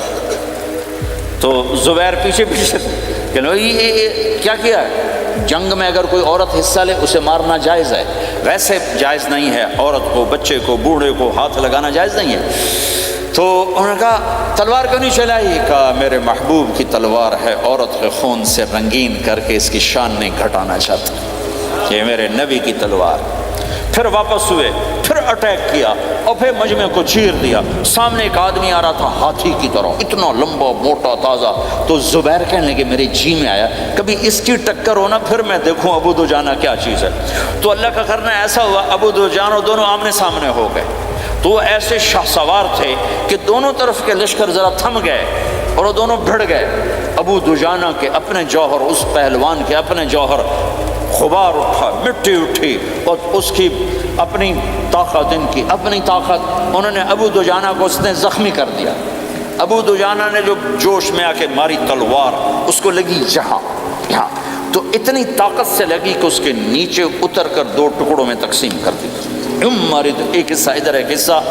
پھر یوں دیکھا اور اپنے چہرے سے لوہے کی ٹوپی اتاری، کما ترا انا ابو دجانہ، کیا دیکھ رہے ہو؟ میں ہوں ابو دجانہ، تلوار صحیح لی ہے میں نے، غلط نہیں لی۔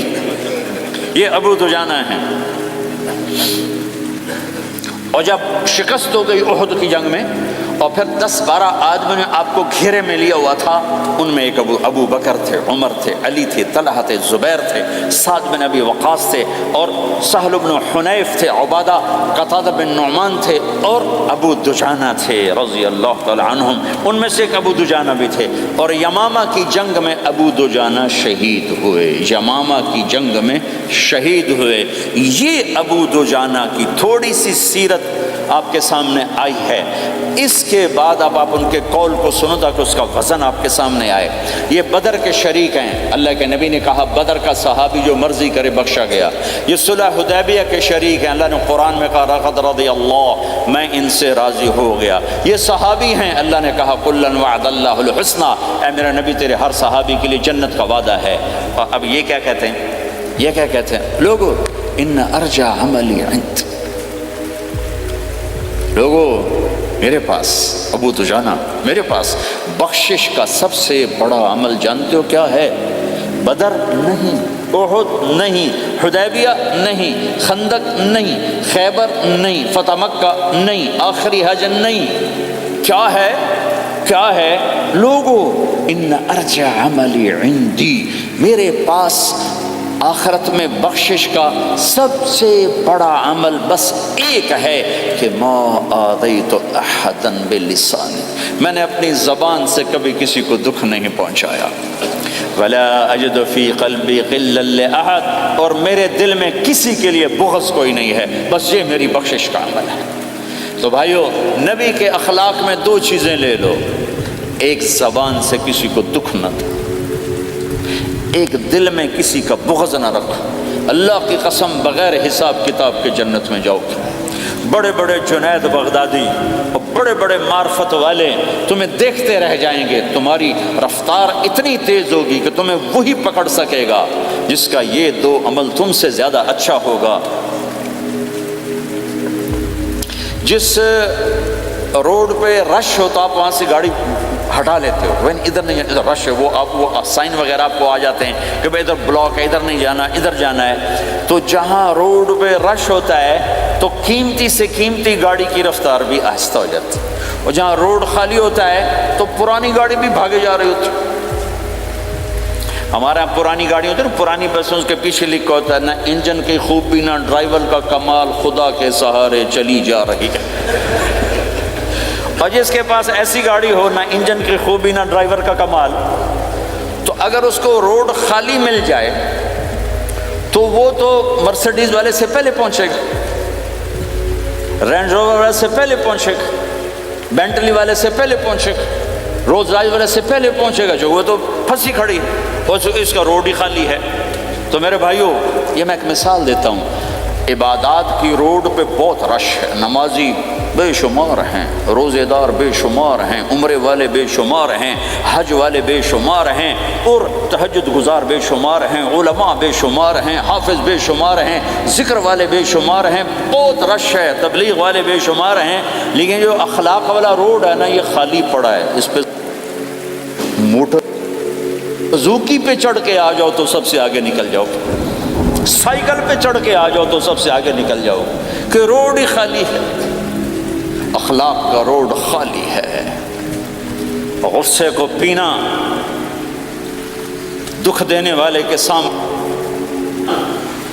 درد دینے والے کو خوشیاں دینا، گالی دینے والے کو دعا دینا، کرو تو صحیح. میرے رب کی قسم، اس میں وہ لذت ہے، وہ لذت ہے کہ ساری دنیا کی لذتیں تمہیں بھول جائیں گی اگر یہ لذت تمہیں مل گئی.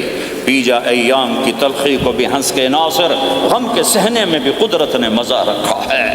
اپنے لہو کے گھونٹ پی، زخم پہ زخم کھا کے جی، آہ نہ کر لبوں کو سی، عشق ہے دل لگی نہیں، سینے پہ تیر کھائے جا، آگے قدم بڑھائے جا، یعنی زبان حال سے کہہ دے کہ ہاں ستائے جا. آج اخلاق کوئی نہیں ہے، میں تو روتا پھرتا ہوں.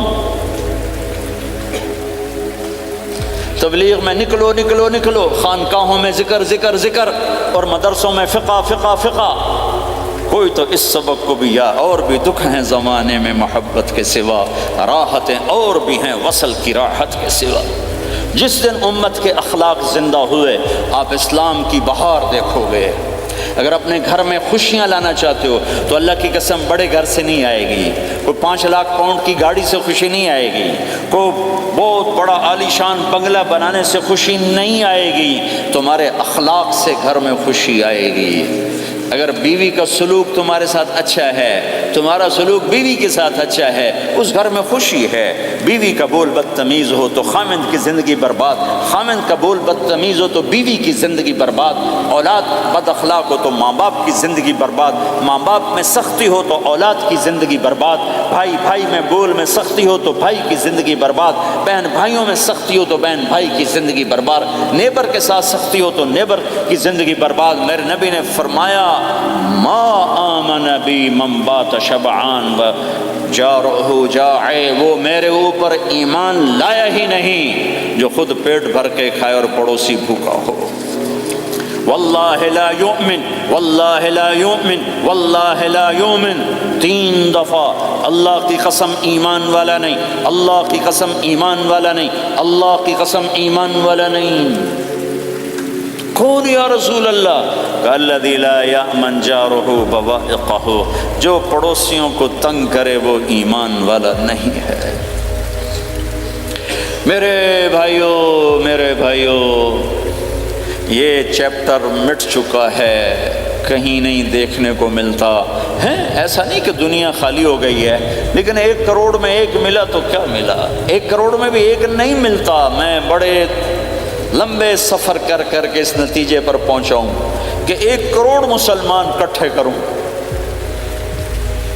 اس میں لاکھوں تہجد گزار ہوں گے، لاکھوں 5 وقت کے نمازی ہوں گے، اس میں لاکھوں عمرے حج کرنے والے ہوں گے، اس میں لاکھوں علماء حفاظ ہوں گے، لیکن شاید اخلاق والا ایک بھی نہ. اپنی زندگی کو اگر سکھ دینا ہے، چیزوں کے پیچھے نہ دوڑو، اخلاق بناؤ. مقدر کی چیزیں ملیں گی، کمائیوں میں حلال لاؤ، حرام سے بچو، سچ پہ آؤ، جھوٹ سے بچو، دھوکہ نہ دو کسی کو، ورنہ زندگی ویران ہو جائے گی. ٹیکس بچانے کے لیے جھوٹ نہ بولو، ورنہ دل کالا ہو جائے گا. جھوٹ پیسے کی خاطر لعنت ہے اس دولت پر، لعنت ہے اس ملک پر۔ ہے کیا مثالیں اس امت نے قائم کی ہیں، اچھوں سے برے، بروں سے اچھے ہمیشہ پیدا ہوتے چلے آئے۔ یزید فاسق، فاجر، ظالم، 3 بر اعظم کی حکومت چھوڑ کے مر رہا ہے، 34 سال کی عمر، اور بعض آتا ہے 38 سال کی عمر، 40 سال کو نہیں پہنچا، 40 سال سے پہلے مر گیا۔ اس کا بیٹا معاویہ بن یزید رضی اللہ تعالیٰ عنہ، 3 بر اعظم کی حکومت، 3 بر اعظم کی حکومت، 40 دن حکومت کی، 40 دن، پھر اپنے سارے خاندان کو اکٹھا کیا اور کہا دیکھو لوگو، جس حکومت کے نیچے حسین کا خون گرا ہو میں اس حکومت پہ لعنت بھیجتا ہوں۔ یہ ہے تمہاری حکومت، جس کو مرضی دے دو، مجھے نہیں چاہیے۔ 3 بر اعظم کی حکومت چھوڑ دی، صرف 22 سال کی عمر میں، 22 سال کی بھرپور جوانی کی عمر میں حکومت کو لات مار دی۔ میں چند پاؤنڈ کے لیے سچ کو لات مار دوں، میں چند پاؤنڈ کے لیے انسانوں کو دھوکہ دوں؟ تو بھائیو سچ کے عادی بنو۔ بڑا عالی خلق ہے سچ بولنا، بڑے عالی اخلاق ہیں لوگوں کو نفع پہنچانا، لوگوں کے سامنے میٹھا بنو، کڑواہٹ اندر رکھو، مٹھاس تقسیم کرو، پوری دنیا میں دین زندہ ہوگا۔ اس نقل و حرکت، یہ دعوت کی نقل و حرکت، میں بولٹن میں آج سے 31 سال پہلے بھی آیا تھا، 20 آدمی نہیں اکٹھے کر سکے تھے ہم، سارے دن کے گشتوں کے بعد۔ ایک گرجا مسجد تھا اس وقت، تو ہم کو 50 آدمی اکٹھے نہیں کر سکے تھے۔ آئیے ہزاروں کا مجمع ہے، اس کے پیچھے پتہ نہیں کتنی محنتیں ہوئی ہیں، تب جا کر یہ رنگ بنا ہے، اس ایک شکل بنی ہے، اس میں رنگ بھرنے کی ضرورت ہے، اور وہ ہے میرے نبی کے اخلاق، میرے نبی کی مبارک زندگی، جس میں درگزر، جس میں معاف کرنا، جس میں میٹھا بول، جس میں چھوٹا بن جانا اور دوسرے کو بڑا بنانا، جس میں سچ بولنا، جس میں دھوکے سے بچنا، یہ مسلمان کی شان ہے۔ تو ہمارے تو نوجوان یہاں کی لڑکیوں کو دھوکہ دیتے ہیں، پیپر بنانے کے لیے یہاں کی لڑکیوں سے شادی کرتے ہیں، ان کی زندگیاں برباد کر دیتے ہیں، اپنا ایمان خراب کرتے ہیں، ان کی زندگی خراب کرتے ہیں۔ مسلمان ہی دھوکے باز بن جائے تو لوگوں کو راہبری کون دے، راہبر کون بنے گا؟ تو میرے بھائیو، اللہ اس کے رسول کو ڈھونڈنے کے لیے یہ تبلیغ کی محنت ہے، در در پھرو، اور یہ 2 باتیں بن جائیں، ایک ہماری عبادات ٹھیک ہو جائے، ایک ہمارے اخلاق ٹھیک ہو جائے۔ اس کو لے کر جب ہم پھریں گے تو اللہ کے فضل سے ایک لہر چلے گی جو دنیا کے ہر آخری کونے تک پہنچے گی، ہر گھر کو اللہ تعالیٰ توحید کے نور سے روشن کر دے گا۔ اس کے لیے ہم وقت مانگتے ہیں کہ یہ ایک زندگی ہے جو میرے 1.25 گھنٹے کی تقریر سے 1.5 گھنٹے کی تقریر سے قابو میں نہیں آئے گی، اس کو سیکھنے کے لیے وقت مانگتے ہیں۔ نکلو میرے بھائیو، نکلو میرے بھائیو، اور آج تک جو اللہ پاک کے ساتھ، اللہ کے رسول کے ساتھ کوئی جنگ کی، اس سے صلح کر لو، کسی سے لڑے ہوئے ہو فوراً صلح کر لو، اس کو بھی منا لو، اس سے بھی مان جاؤ، کسی سے روٹھے نہ رہو، کسی سے قطع تعلق نہ کرو، سب سے سلام کرو، دل کو صاف رکھو۔ ابو دجانہ جیسی ہستی فرماتے ہیں کہ میری بخشش کا عمل یہ ہے کہ زبان سے دکھ نہیں دیا، دل میں بغض کوئی نہیں، اور وہ کہتے ہیں یہ میرا سب سے بڑا عمل ہے۔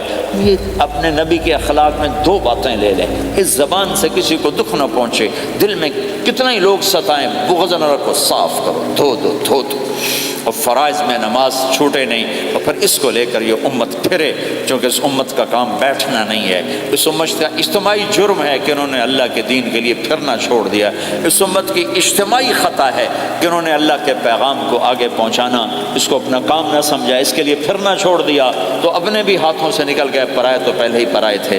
تو میرے بھائیو، اس کے لیے نیت کرو، ارادے کرو۔ جو بھائی یہ تیار ہوں 1 دسمبر کے آخر تک، تو وہ کھڑے ہو کر ذرا اپنے ناموں کا اظہار فرما دیں، اور یہ جو چھٹیاں آ رہی ہیں، یہ ساری چھٹیاں لگانے کے لیے جو نوجوان تیار ہوں وہ بھی کھڑے ہو کے اپنی شکلیں زیارت کروا دیں، اللہ بھی راضی ہو جائے، اللہ کا نبی بھی راضی ہو جائے، جلدی سے کھڑے ہو کر بتا دیں۔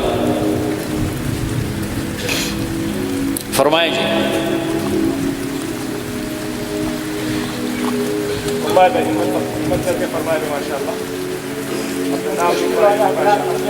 بولو بھائی۔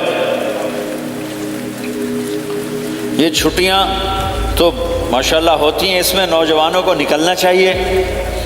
اکثر نوجوان بیٹھے ہیں، اٹھو بھائی۔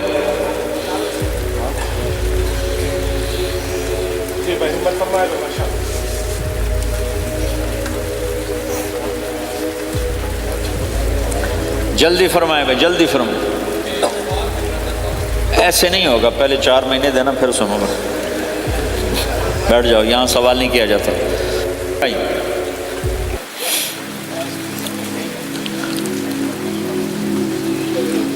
جلدی سے بتائیں بھائی، جلدی سے بتائیں بھائی۔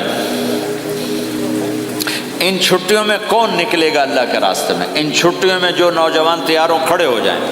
ان چھٹیوں میں جو تیار ہیں چھٹیاں لگانے کے، وہ کھڑے ہو جائیں۔ چھٹیاں اللہ کے راستے میں۔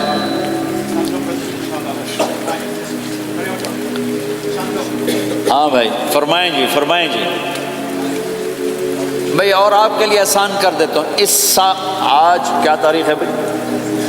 22 نومبر۔ اگلے سال 22 نومبر تک اللہ زندگی رکھے، جو بھائی چلے 4 مہینے کے لیے تیار وہ کھڑے ہو جائیں۔ 1 سال کے اندر، 1 سال کے اندر انشاءاللہ ہم جائیں گے، وہ بھائی کھڑے ہو جائیں۔ 1 سال کے اندر انشاءاللہ ہم نے جانا ہے، ترتیب بنانی ہے، وہ کھڑے ہو جائیں۔ زندگی میں جو کہیں گے ہم نکلیں گے، وہ بھی کھڑے ہو جائیں۔ چلو سارے بیریئر ہٹا دیتا ہوں، لو بھائی سب کی تشکیل ہو گئی۔ بیٹھ جاؤ بھائی، ماشاءاللہ بیٹھ جاؤ بھائی، بیٹھ جاؤ بھائی، بیٹھ جاؤ بھائی۔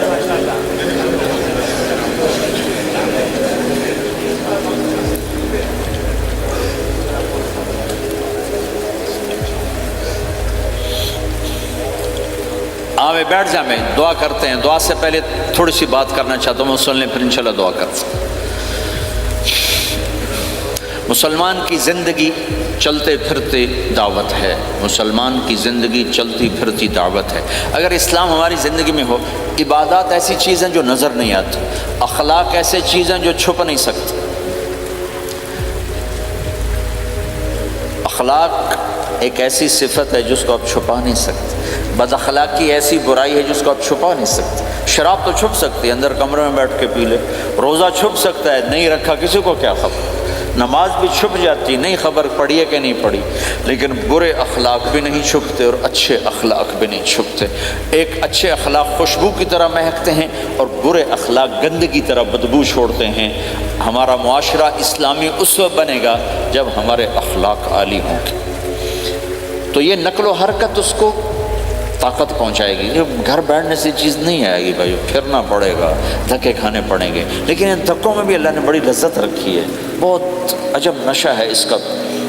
جنید جمشید مجھے پہلی دفعہ ملا 97، جب وہ بہت بڑا اس وقت تھا، وہ لیجنڈ گلوکار۔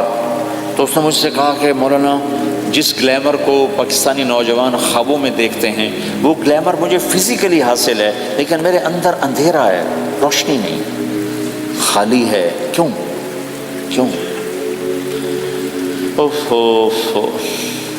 میں نے کہا تمہارے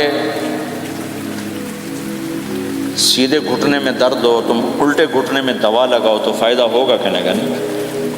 میں نے کہا اندھیرا تمہاری روح میں ہے اور تم روشن کر رہے ہو جسم کو، کبھی میوزک سے، کبھی کسی چیز سے، کبھی کسی چیز سے۔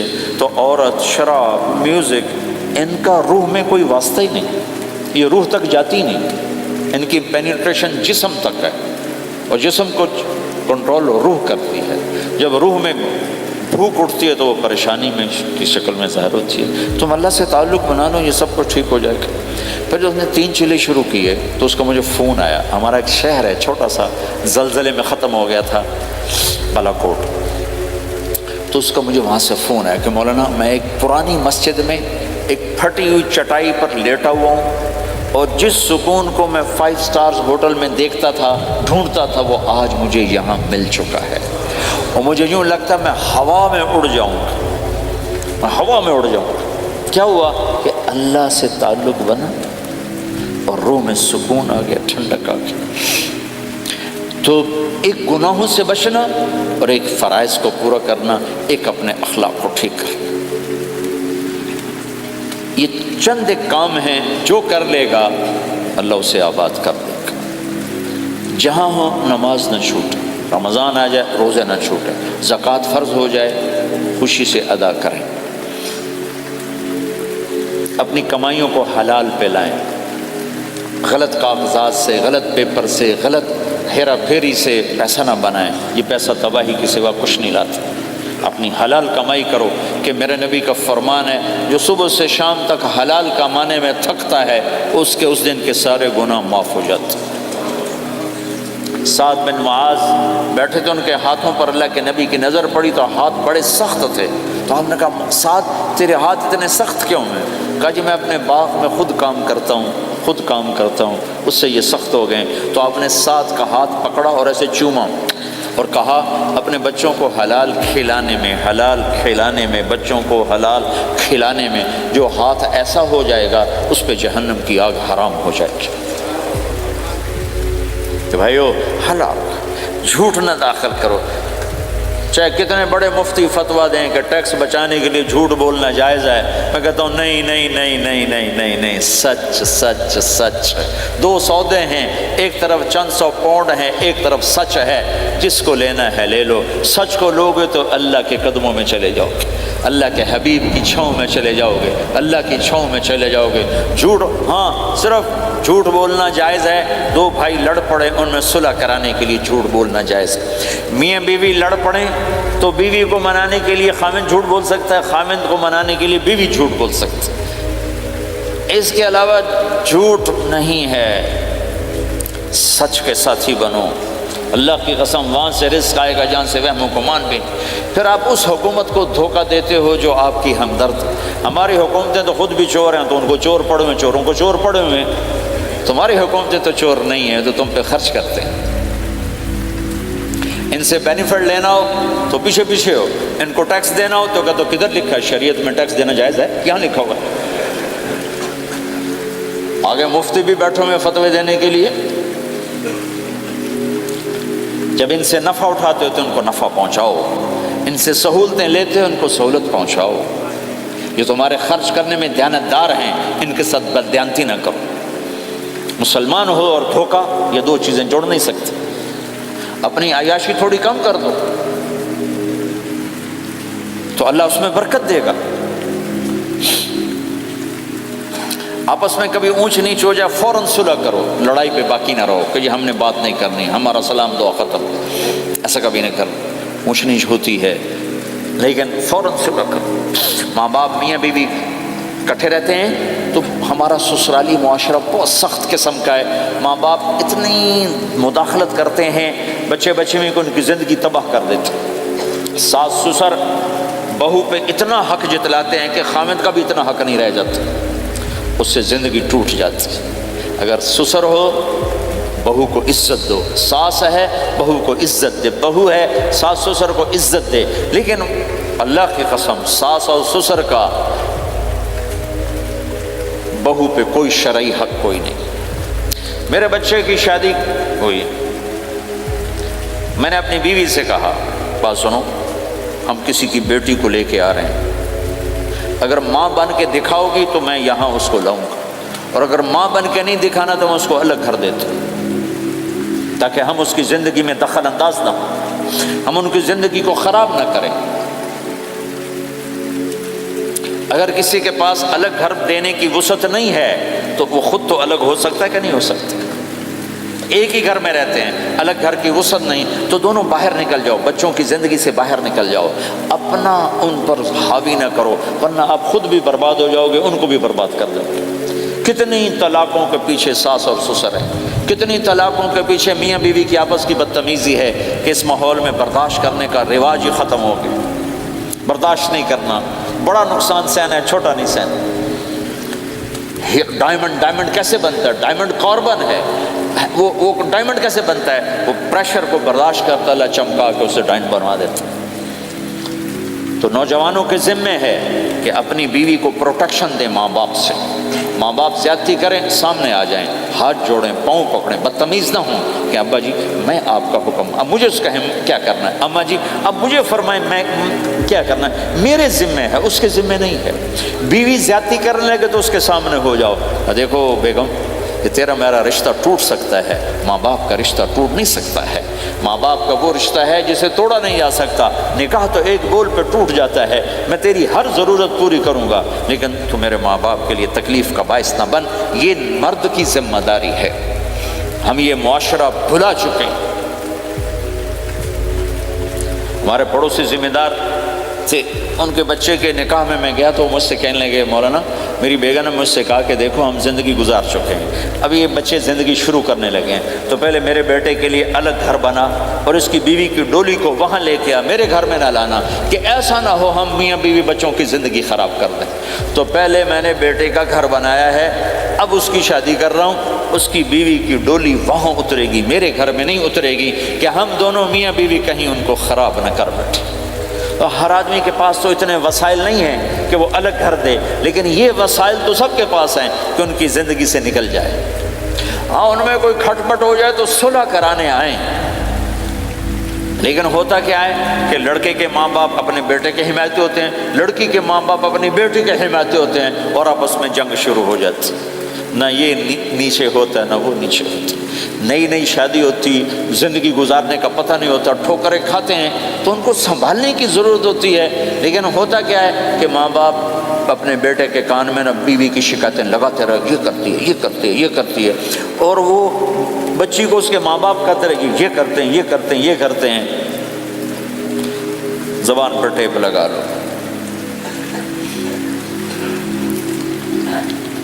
تو آپ کی زندگی روشن ہو جائے گی، آپ کا جیون خوبصورت ہو جائے گا۔ اور کبھی اونچ نیچ ہو جائے تو معافی مانگو، فوراً معافی مانگو۔ میاں بیوی لڑ پڑیں اور پھر صلح کر لیں تو اللہ کو یہ عمل اتنا پسند ہے کہ ان کی صلح پر پچھلے سارے گناہ ان کے معاف کر دیتے۔ قرآن کی ایک آیت اتری ہی میاں بیوی کی لڑائی پر تھی۔ ایک خامد اپنی بیوی پہ بڑے ناراض ہو، مسجد میں بیٹھے بیٹھے انہوں نے نیت کی گھر جاؤں گا اور بیوی کی ٹھکائی کروں گا۔ یہ انہوں نے نیت کی، مسجد میں بیٹھے بیٹھے نیت کی گھر جاؤں گا، میں انہوں چنگا لتر پھیرنا ہے۔ میرے اللہ تو آسمان زمین اللہ کے لیے تو سب برابر ہے دیکھنا، تو اللہ پاک نے اسی وقت قرآن اتارا، اسی وقت یا ایھا الذین آمنوا ان من ازواجکم واولادکم عدوا لکم فاحذروہم۔ اے ایمان والو، بیوی بچے اولاد، عدوکم نہیں کہا، عدو لکم، بیچ میں لام لائے ہیں یہ بتانے کے لیے کہ عدو اصلی معنی میں نہیں ہے، یہ اس معنی میں ہے کہ اے ایمان والو تمہارا بیوی بچوں کے ساتھ ٹھیا ہو سکتا ہے، کھٹ پٹ ہو سکتی ہے، جھگڑا چھوٹا موٹا ہو سکتا ہے، کیا کرنا ہے؟ فاحذروہم، اس سے بچنا ہے، بڑھانا نہیں، بچنا ہے۔ کیسے بچنا ہے؟ ان تعفو، اس جھگڑے کو بڑھانا نہیں، مٹانا ہے۔ وتصفحوا، اس کا اثر دل سے مٹانا ہے۔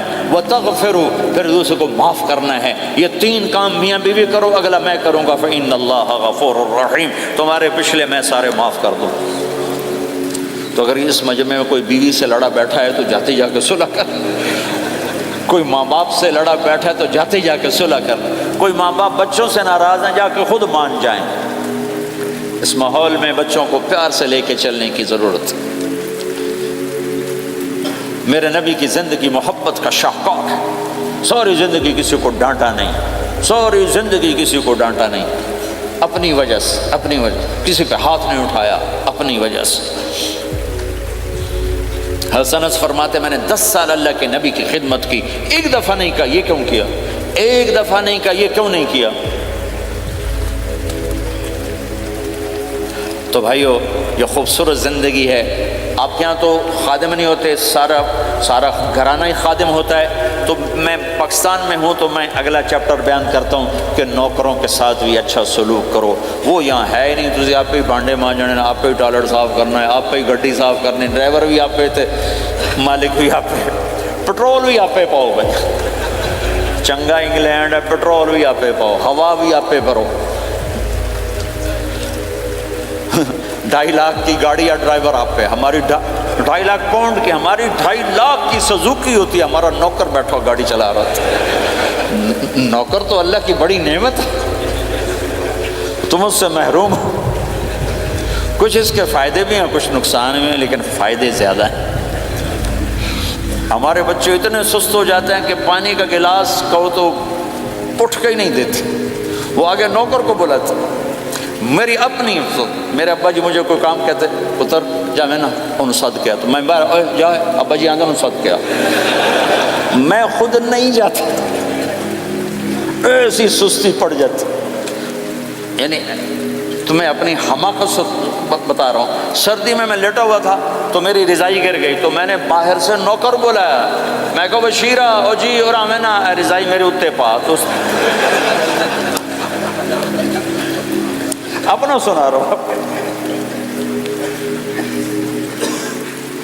لیکن آپ جہاں جاب کرتے ہیں، جہاں جاب کرتے ہیں وہاں دیانتداری سے جاب کرو، دھوکہ نہ ہو، فریب نہ ہو، فراڈ نہ ہو۔ آپ بھی کہیں ملازم تو ہیں، کہیں کام کر رہے ہیں، کوئی آپ کی دکان پہ کام کر رہا ہے، گھروں میں کام کرنے والے، دکانوں پہ کام کرنے والے تو ہیں۔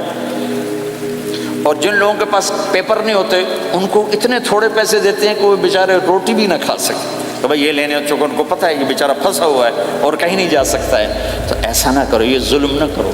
اول تو ایسے لوگ رکھو نہیں، تمہارے لیے قانون اس کی گنجائش کوئی نہیں، لیکن اگر کوئی اس طرح رکھتا ہے تو پھر یہ ظلم نہ کرے کہ 100 کی بجائے 10 پاؤنڈ دے رہا ہو، بھائی لینے تو لے لو، اس کو پتہ ہے اس بیچارے نے کہیں نہیں جانا، ایسے ظالم نہ بنو۔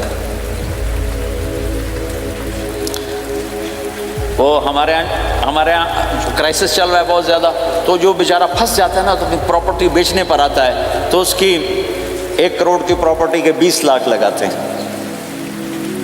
میں گزر رہا تھا مال ٹاؤن میں، ایک دوست کے پاس ٹھہرا تھا، وہ پراپرٹی ڈیلر تھا، تو ہم صبح واک کر رہے تھے تو ایک گھر کے قریب سے گزرے، کچھ 6 کنال کا گھر تھا، مجھ سے کہنے لگا مولانا اس گھر کی قیمت ہے 24 کروڑ، 24 کروڑ کا گھر ہے فزیکلی، لیکن اس کا مالک پھنس چکا ہے قرضوں میں، اب اس کو بیچنا چاہتا ہے، تو 18 کروڑ سے اوپر 1 پیسہ نہیں کوئی لگا رہا، اور یہ اس بیچارہ بیچے گا، یہ 8 کروڑ کا لاس لے کر 6 کروڑ کا لاس لے کر بیچے گا چونکہ یہ پھنس چکا ہے۔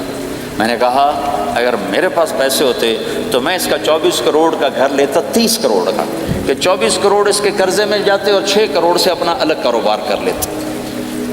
مسلمان تو مظلوم کی مدد کرتا ہے، مسلمان تو دکھی کی مدد کرتا ہے، نہ کہ مصیبت زدہ کو اور لوٹ لینا، مرے نو مارے شاہ مدار، یعنی مصیبت زدہ پر اور مصیبت ڈالنا۔ بھائیو یہ وہ خوبصورت اخلاق ہیں، اپناؤ گے اللہ چمکائے گا، اللہ اس جہان کی عزت دے گا۔ اور ایک آخری میری بات ہے، بہت بڑا مجمع ہے، بہت سارے نوجوان نظر آ رہے ہیں، آج تک جو اللہ رسول سے جنگ کی اس سے صلح کر لیں، جو گناہ کی اس سے معافی مانگ لیں، ادھر ہم معافی مانگیں گے ادھر اللہ معاف کر دے گا، ادھر ہم توبہ کریں گے ادھر اللہ معاف کر دے گا۔ اور آپ تو ماشاءاللہ سارے بہت اچھے بیٹھے ہوئے ہیں۔ میرا ایک شاگرد ہے مولوی امجد، کراچی میں امام مسجد، اس کے پڑوس میں ایک عورت تھی، وہ لڑکیاں سپلائی کرنے کا کام کرتی تھی، کتنا ذلیل کام ہے، اور سال ہا سال سے اس کے بیٹے سے اس میرے شاگرد نے دوستی لگائی اور میرے بیان کی کیسٹ دے دی، کہا بھائی یہ سن لینا، میرے استاد جی کی کیسٹ ہے۔ اس نے گھر میں جا کے لگا لی، اس کی ماں چلتے پھرتے کانوں میں آواز پڑ رہی ہے، آخر وہ آ کے بیٹھ گئی، کہنے لگی سنا، مجھے بھی سنا، تو اس نے سارا سنا، پھر کہا دوبارہ سنا، پھر سنا، کہا دوبارہ سنا، پھر سنا، تو کہنے لگی یہ کون ہے؟ کہا پتہ نہیں کون، تمہیں کس نے دی؟ کہا یہ امام مسجد نے۔ تو میں بچے کا ہاتھ پکڑا اور آ گئی دروازے پر، اسے لوگ تراویح پڑھ کے باہر نکل رہے تھے، کہنے میں نے امام صاحب سے ملنا ہے، وہ آ گئے، کہا جی یہ کیسٹ آپ نے دی؟ کہا جی۔ یہ کون ہے؟ کہا میرے استاد ہیں۔ کیا نام ہے؟ طارق جمیل۔ اچھا، انہوں نے توبہ کی بڑی بات بتائی ہے، تمہیں پتہ ہے نا میرا کیا کام ہے؟ کہ میری توبہ قبول ہو سکتی ہے؟ کہا کیوں نہیں اماں جی ہو سکتی۔ کہا ٹھیک ہے پھر میں اللہ کو گواہ بناتی ہوں میری توبہ۔ اور اس نے مسجد میں آنا شروع کر دیا تراویح میں، 5واں روزہ ہے، اور دعا مانگتی ہے اللہ اگر میری توبہ قبول ہے تو مجھے اپنے پاس بلا لے، یا اللہ اگر میری توبہ قبول ہے تو مجھے اپنے پاس بلا لے۔ 29ویں روزے سجدے کی حالت میں اللہ نے اٹھا لیا۔ ساری زندگی کام کیا؟ لڑکیوں کی سپلائی، اتنا بدترین کام، اور موت آئی رابعہ بصری جیسی۔ یہ ہے توبہ کا کمال، کہ اللہ کی رحمت سے کبھی نا امید نہیں ہونا چاہیے۔ اللہ کوئی تھانے دار نہیں ہے کہ اس نے چھتر پھیرنا ہے، اللہ کریم ہے، مہربان ہے، ہمارا دوست ہے، ہمارا رب ہے۔ تو جب کبھی خطا ہو فوراً توبہ کرو، فوراً توبہ کرو، انشاءاللہ ایک دن آئے گا کہ اللہ ہمیں اپنی توبہ پہ پکا کر دے گا۔ تو یہ نیت تو کرو سارے جتنے بیٹھے ہو، بوڑھے جوان، کہ پچھلے پر ہم توبہ کرتے ہیں۔ کرتے ہو نیت؟ کہو یا اللہ میری توبہ، پھر کہو یا اللہ میری توبہ، پھر کہو یا اللہ میری توبہ۔ اگر یہ آپ نے سچے دل سے کہا ہے تو آپ کو مبارک ہو، آپ کے سب گناہ معاف ہو گئے، سارے معاف ہو گئے۔